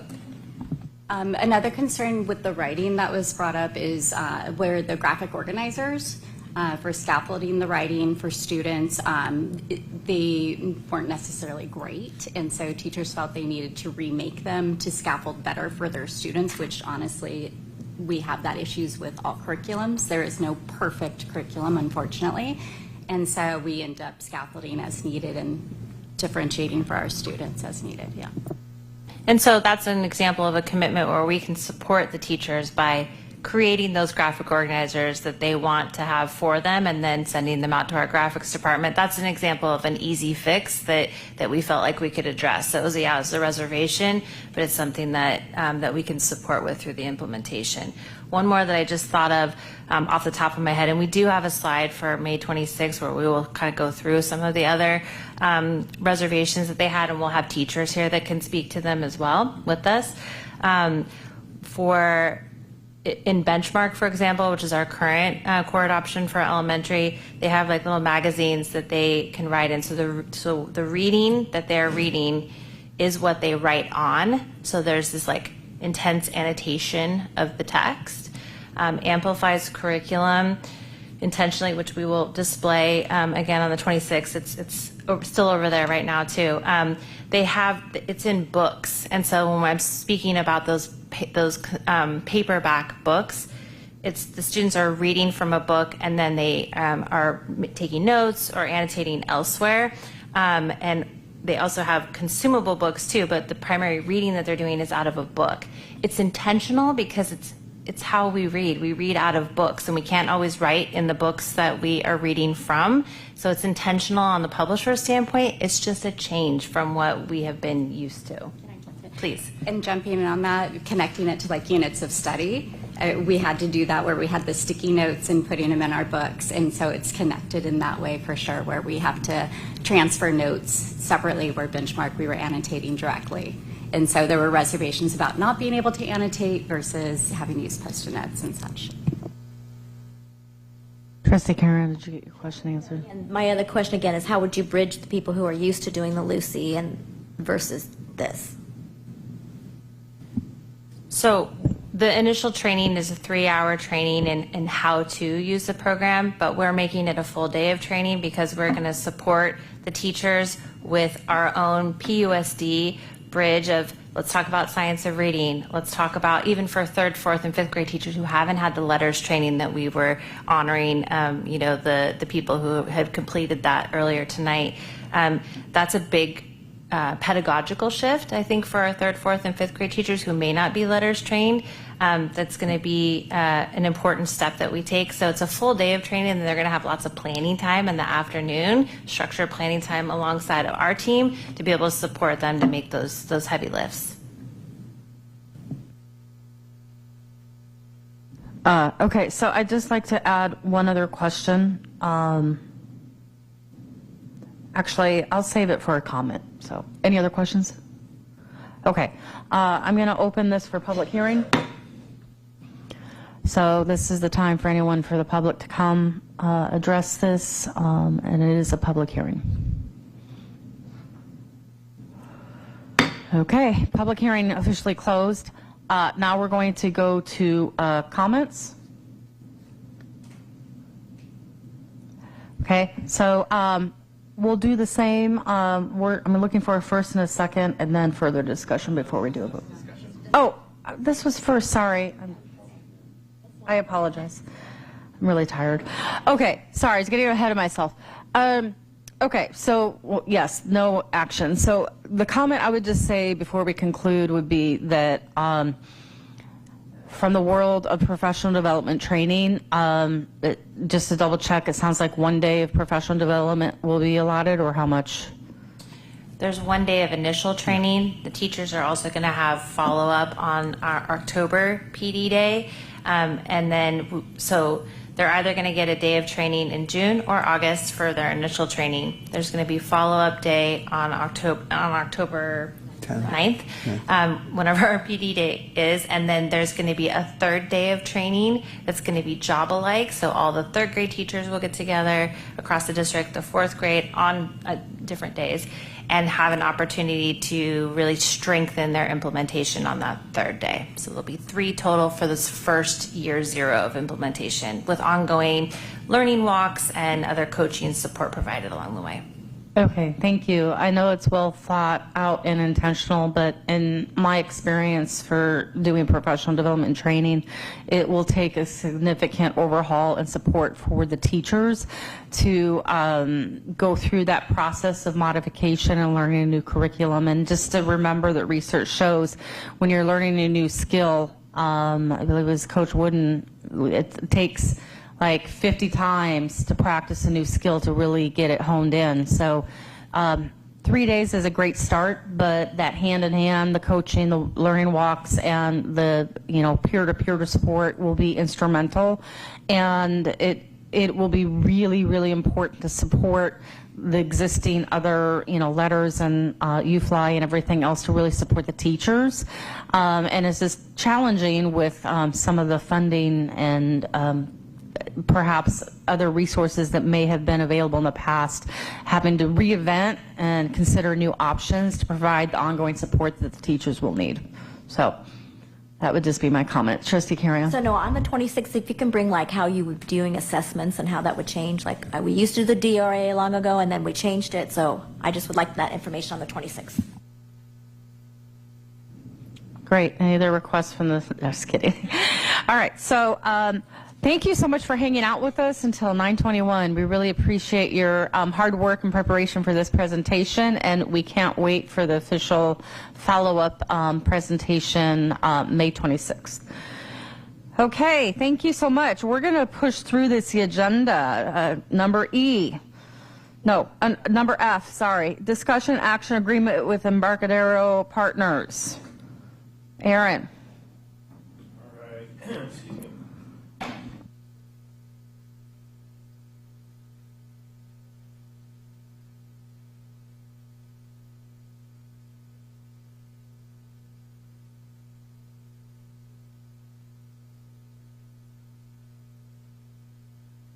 In 2028, our tenant, Gatan Amatec, has reached out asking to begin negotiating a lease extension. Gatan Amatec is represented by CBRE, which is a nationwide commercial real estate agent in these negotiations. Staff solicited proposals from multiple firms to represent the district on our side during these negotiations. After evaluating the proposals, we recommend entering into an agreement with Embarcadero Partners. The contract is included for your review. And if you have any questions, I'd be happy to answer them. Questions? It says final fiscal impact to be determined after the terms and conditions of the lease are negotiated.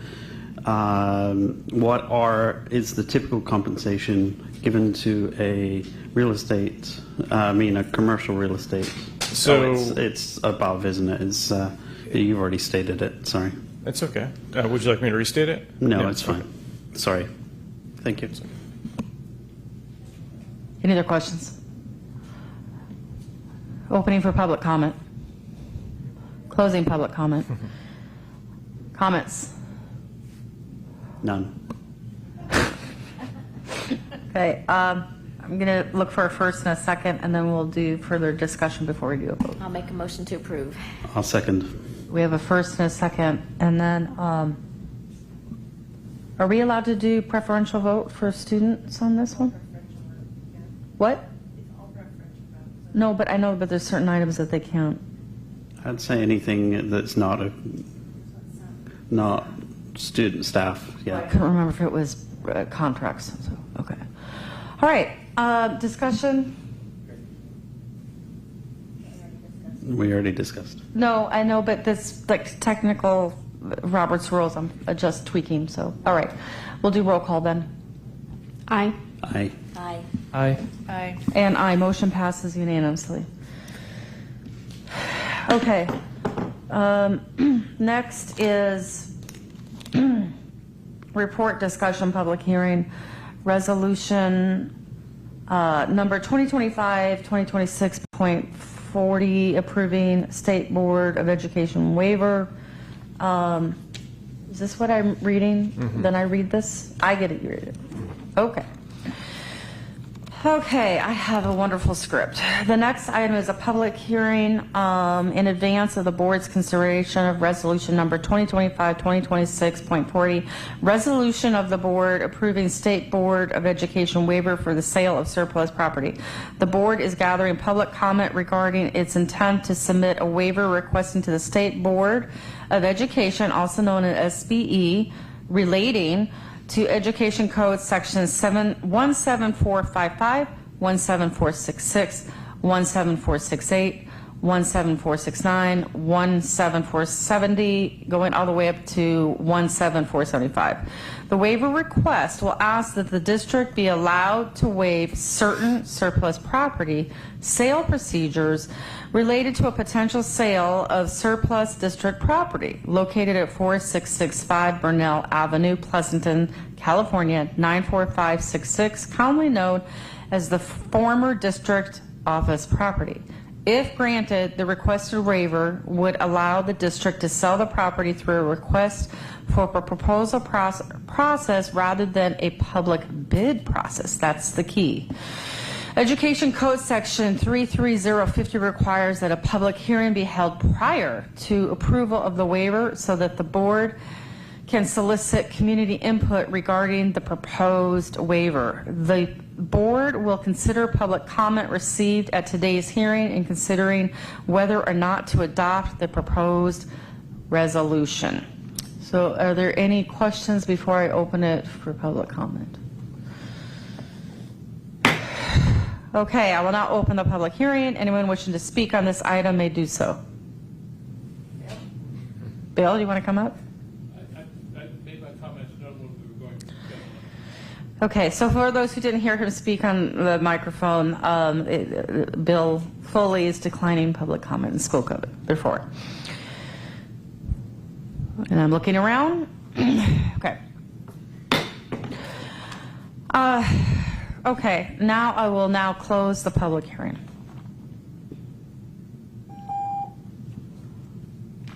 Okay, so then do I move on? I'm just making sure procedurally, then do I no vote? Okay, all right.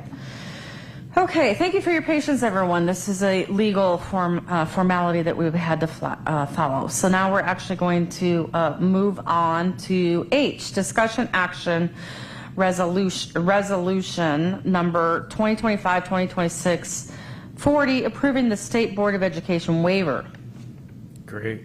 So on March 26, 2026, the Board of Trustees formally declared the property located at First and Burnell as surplus. The district has evaluated options for selling the property and believe using a request for proposal process yields the greatest value to the district.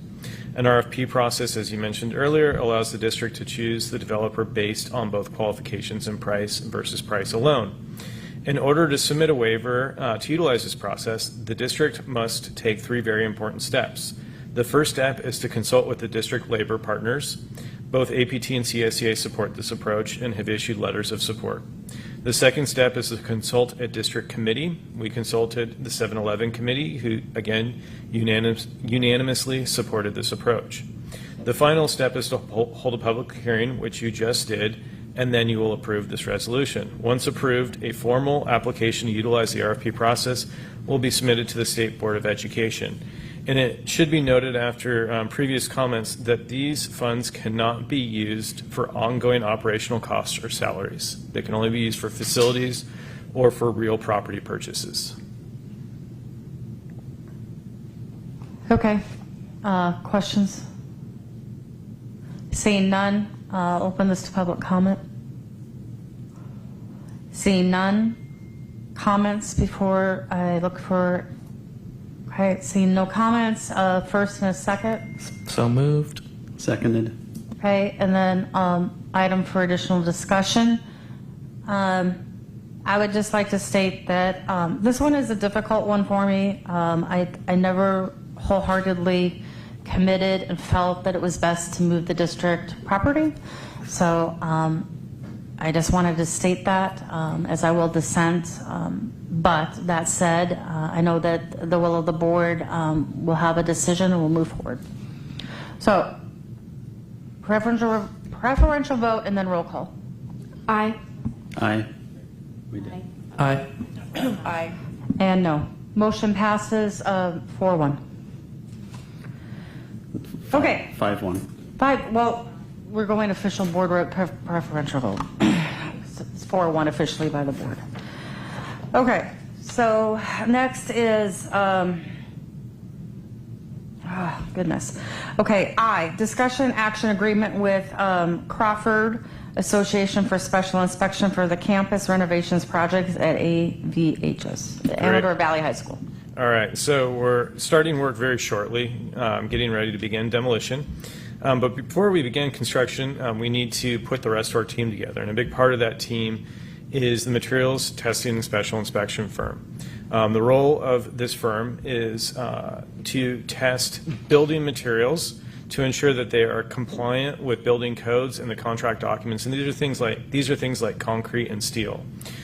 So we solicited multiple proposals and evaluated those proposals based on the qualifications of the firm and the prices presented. Staff recommend that the Board of Trustees authorize staff to enter into an agreement with Crawford & Associates. The contract amount is $354,783. So with that, I'll answer any questions. Thank you, Aaron. Questions?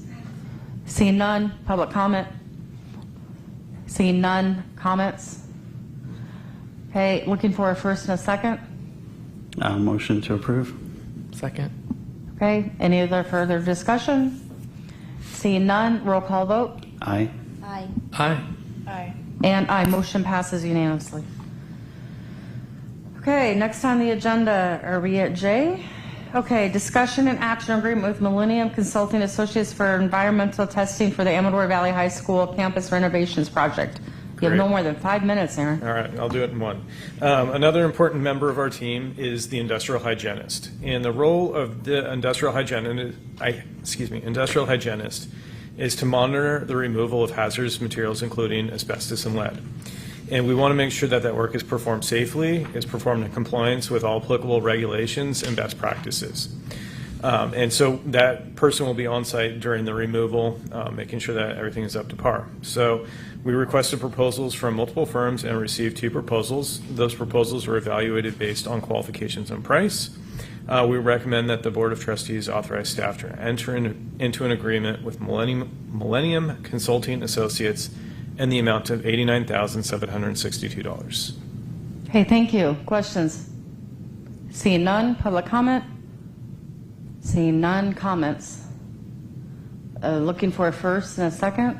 It's routine and customary, so I will make a motion to approve contract with Millennium Consulting Associates for environmental testing at Amador. I will second. All right. Motion made by Trustee Brown and seconded by Trustee Carrion. Any further discussion?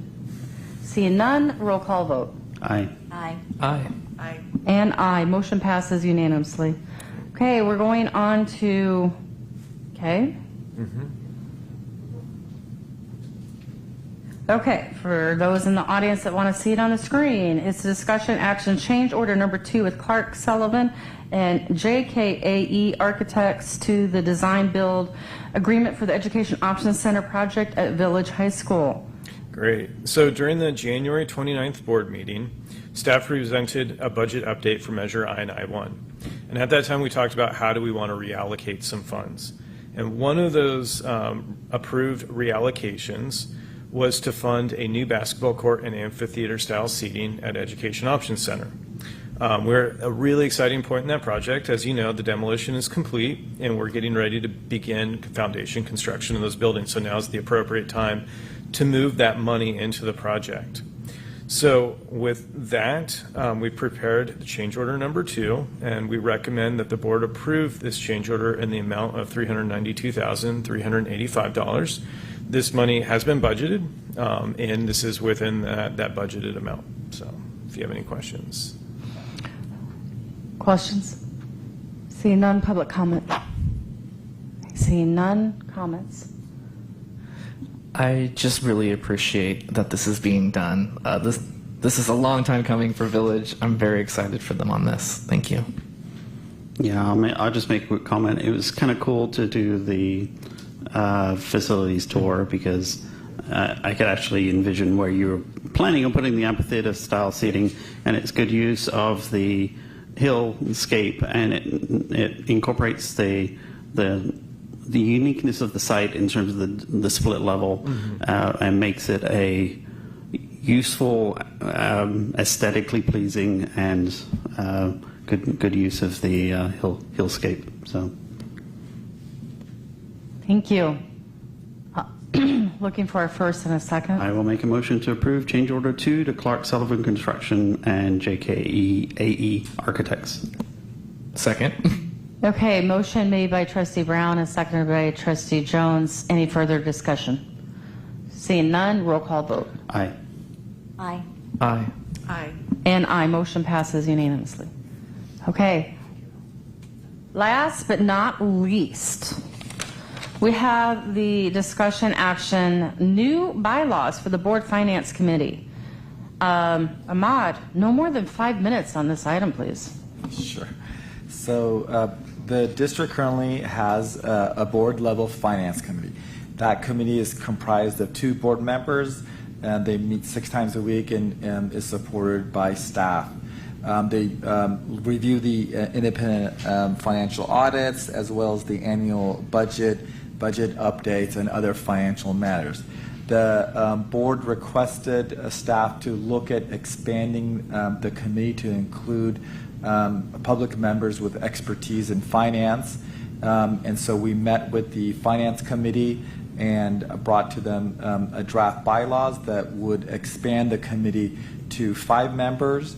In that it could be 1 to 2 board members. We currently have 2, so we would be adding 3 members from the community to this committee to continue the work that they're doing in a transparent way to ensure the public, of our financial processes and documents. So we're excited to bring these new bylaws to you, and if approved by the board, we would then begin the selection process in the next several months and hopefully have the new committee members approved by the board in August, so that beginning in the new fiscal year, it would be an expanded committee doing the work. Questions? Trustee Jones. It's both questions and recommendations for changes. So can I do those together, or do I have to do those in two separate sections? Sorry. Do your questions first, and then there are specific recommendations you want to do to the bylaws? Because my question is going to be, can we change this section because I do not like it? Pose your question to staff. All right. When you look in section 4.1, it says on here that each committee will select each year the committee will select one of the non-board members to serve as a committee chair. Can we strike and remove that section? My logic behind that is that there is no other subcommittees that are run in this way throughout the state. It's always it's our role as board members to be the people that lead these types of committees, and to then bring forward the recommendation to the full board. Like SJ Cog wouldn't do this, Valley Link wouldn't do this. You wouldn't see this, like if you go to the state capitol and you're looking at the budget subcommittee, which I've spoken in front of at the state capitol, it is chaired by a state senator or a state assembly member. So to have somebody who's not a board member chairing a meeting about the fiduciary responsibilities of the board, to me, would be outrageous. So I was wondering if we could have that part struck so that we continue to have a board member lead it. I'm sorry, so the actual language on 4.1. Okay, so I guess the question I have is,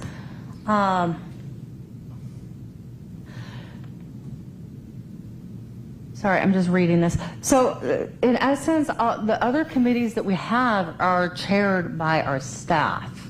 And so I'm not opposed to... It's not chaired by staff. It's chaired by us as a board. No, the way I read it, the committee will select one of the non-board to serve as the committee chair. I read that as the person who will be running the meeting. Oh, you read it as a staff. Okay. What I'm saying is that all the other committees are facilitated by staff. So, for example, at the current finance committee meeting, Ahmad is the one that runs the meeting and the agenda, and not the board members. The board. So that's the way I was reading that. So I guess maybe I'm misunderstanding the language. Could you clarify, Ahmad, or? Yeah, I'll clarify.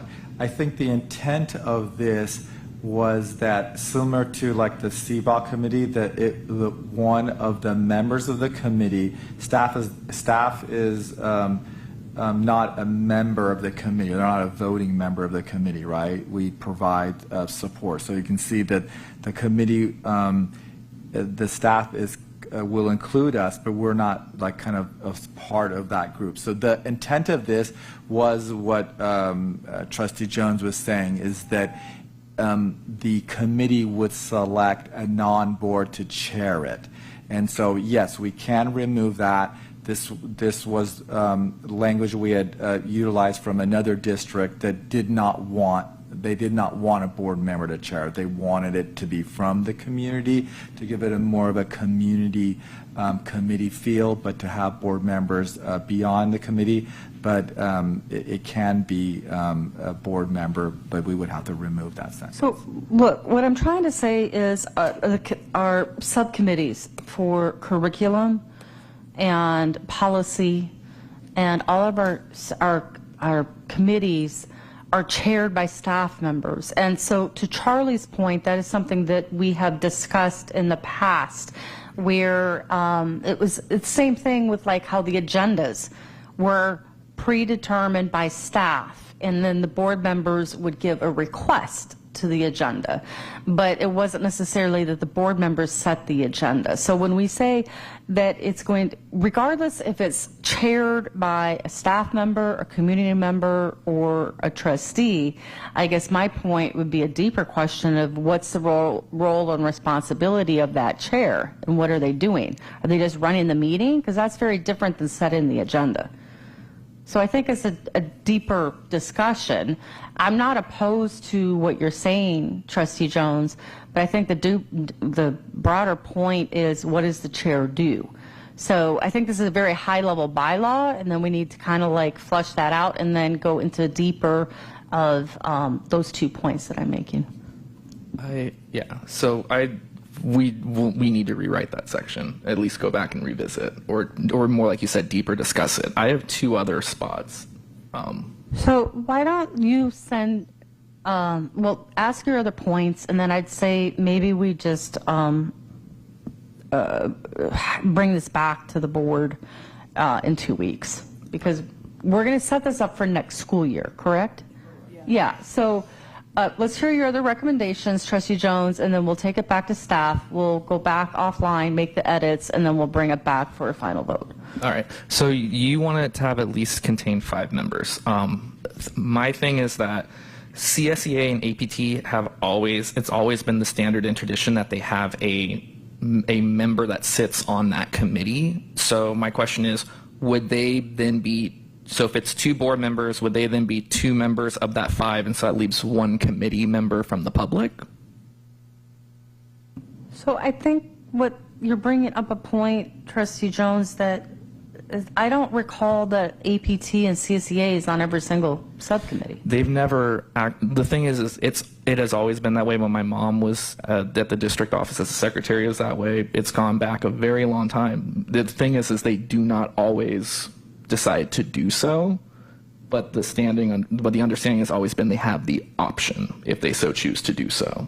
Well, I hear what you're saying, maybe what things have come and gone back and forth, but since I've been on the board, the only committee I've seen labor union representation was just recently in the, it wasn't all of them, and anyway, it's late tonight, but my point would also be going back to, if that's a recommendation that we need to revisit, then that needs to be revisited to all committees. I think that if we're going to go back,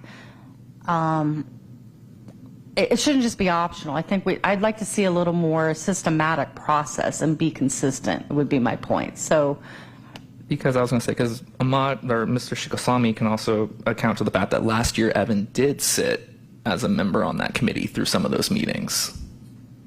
So I think membership is different than being invited to the committee meetings. My understanding is both for the finance committee, I think there's the facility committee, and then we also have the curriculum and instruction, that we invite the members of our labor unions to be, they can attend the meeting, but to be a member, I mean, especially, it's usually just our 2 board members. They're the only real members of the committee. Here we're expanding it out to the community, and those individuals are then appointed by the full board, kind of similar to the CBOC committee. I see this very much similar to the CBOC committee. And so, and then as a 5-member committee, if it's a selection of an audit firm, if it's recommendations around like OPEB or reserves or something like that, then that committee now can kind of vote and make a decision, and they're only an advisory committee, and those advice and information come back to the board. That's the way I've seen these committees work. All right, and then my last one is, because that is under 4.3, there's 2 areas of concern for me there. One is that the terms for the people would be longer than the actual term of a board member on it. Like, the members of the committee should be in alignment with the amount of time that the board members are on this committee. Also, I don't like the fact that board members can just choose to waive term limits on people, because then there's no point in even putting term limits in there. It's either we hard stop it at having term limits for people, or we just don't have them at all. Okay, any other feedback before we give back to staff? Yes, Trustee Carrion. Feedback on this? Well, that we're pivoting to give any other feedback. Do you have any other feedback? Yes. First of all, I want to say thank you. I'm glad that we're expanding the committee. I really, really want to see more people. Oh, you muted yourself. I want to see more people involved. My experience is I have been on budget advisory committees, and it was a lot bigger than 5. So I'd like us to consider that. I mean, on that committee, we did have APT, and we did have CSCA, and we did have a lot more community members. And the reason why I think it's really important is because we've had a lot of financial difficulties, and I really feel like we need our community because they are smart. Not that we're not smart. I'm just saying that they have great ideas that we haven't really thought of, and I want to involve more people. That's my only comments. Let me weigh in here. We really got to look at the purpose of the committee and then plan about who's on it. And I think you bring up some great points, Trustee Jones, and I think Mary Jo, carry on. You're getting to the crux of it. We got to think about the purpose of it and then what the size should be. It's not for show. It's not because we're looking for smarter people than we are. It's really looking for let's talk about what our interests are first before we come to settle all of these numbers of members and so on and so forth. What I think is smart is to get a committee that has inside people, but then outside people with different perspectives that they can give us ideas, and they're really subject matter experts in finance. And you don't want to make that committee too big or too small. It's really to give us perspective. Now, when we did this before Ahmad, it was for different reasons, slightly different, but there was more overlap than not. And the real reason is to get very congenial people in the room that don't just say yes to staff and rubber stamp what the staff says, but really come up with different perspectives and ideas and approaches in a constructive way. And then at best to be ambassadors to the community and help communicate what our budget's about, with help to communication too. So I think we have to remember that and not think of, well, what are the political ramifications of how many people on it, and who are they because there's certain people from a political perspective. I think it's really actually doing the work. The other thing too, Ahmad, I don't remember a non-board member being the chair. I mean, I think it would still be in line with the current finance committee, and I know you run the meeting, but it was my assumption in all these committees that it's the board's committee and they have a chair and they're the chair. I mean, we facilitate as staff the meeting. We come up with the recommendations for the agenda. It's the board, though, that runs all the different committee meetings. And Ahmad, I know this is not pushing on you. You're just bringing up a practice, and it's good for discussion. I would just think this would be no different. A board member should be the chair because it's a committee. It's a board committee. That's what I think. All right. Well, then I just want to add a few comments. One, I think that's a preference of the board, and that I think that can be easily corrected in the next version of it. But one thing I did want to point out is that in terms of the larger committees that we've had, the Budget Advisory Committee was very specifically tasked with developing reduction options. There was a reason for its size and its breadth. My experience on a committee like this, it should remain to be 5, at most 7. It shouldn't really be larger. It is about subject matter experts. Mm-hmm. They may have education, non-education budget experience, but it is usually financial people with subject matter experts who can dive deep into it. And what I can tell you is that again, this model, this bylaw is a model that has worked for the past district that I worked, so it wasn't I didn't recreate it. I try to utilize it. They felt strong about like who wanted to chair it, but again, I don't think that that's the main driver in it. But what I can tell you is that this model does work and does provide the board with good information from a kind of a diverse group of experts in this field. Okay, great discussion. Other questions, comments? Yes, Trustee Brown. Yeah, I'm looking at the time, so I'm going to be very quick. Just a comment. It would be good to have some language around under what conditions the meeting would be canceled or rescheduled. Like if you're trying, it's not clear to me if you don't have a majority, if you're going to still have the meeting or not. Like when it was just 2 board members, it's like, are one or both of the board members going to be there? Once you go to 5 and people are taking time out away from their work and so on to come in, it's like it'd be good to know, are you trying to get to quorum, I guess is my question.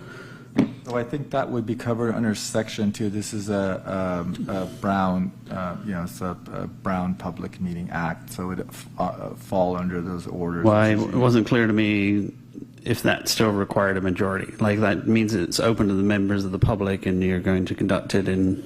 Yeah, usually, we can indicate quorum is required too. Okay, thanks. All right, I'm going to ask trustees to just email any other feedback if they would like to staff. Very robust discussion, and this will no longer be an action item.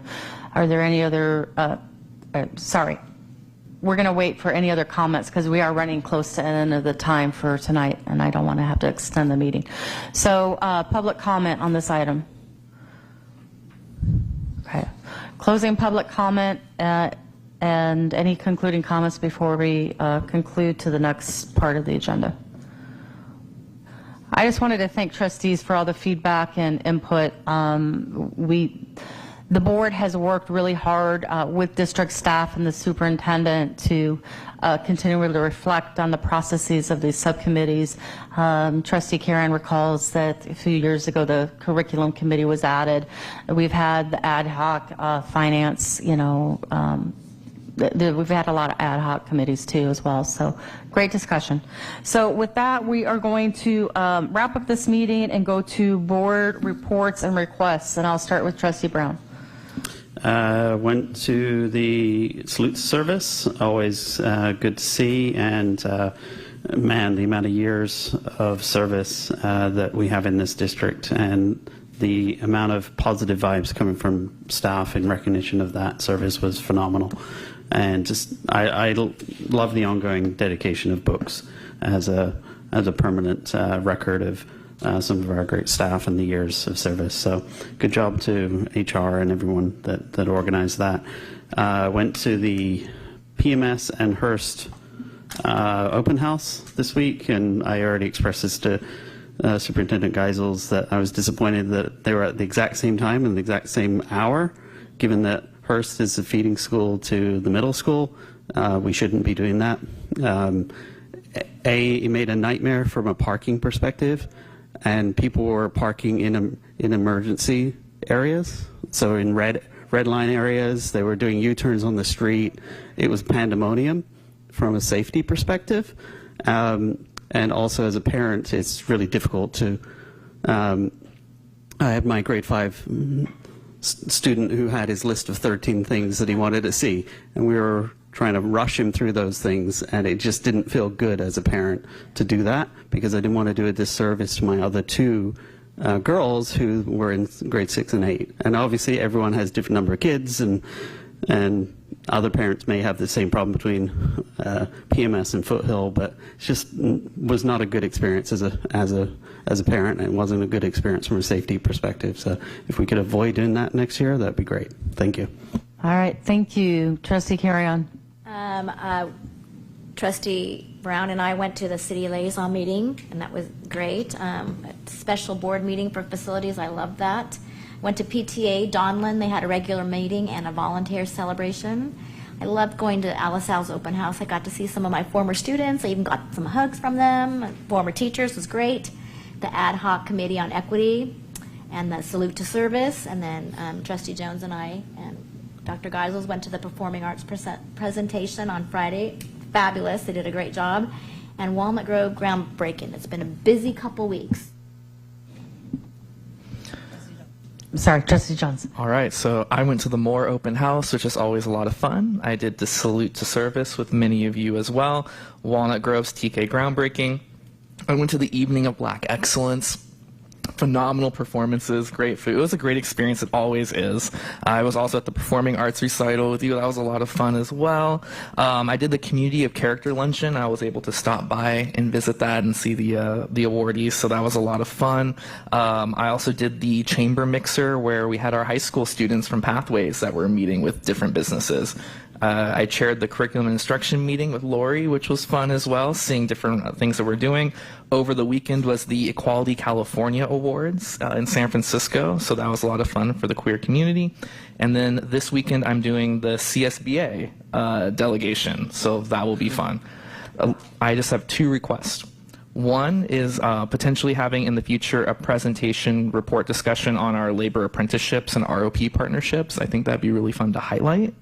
And my second one, because we saw this issue come up sometimes at Moore recently, was looking at seeing if we could do a policy for 2-year-olds getting into TK, having the hard date start acceptance being August 1st, so the start of that month, so that the students that are 3 days missing the birth date have the ability to still come to school, because we're losing some of our students that way that are right there on the cusp to other daycare centers or things because they can't come to our schools. Did you say 2-year-olds? Mm-hmm.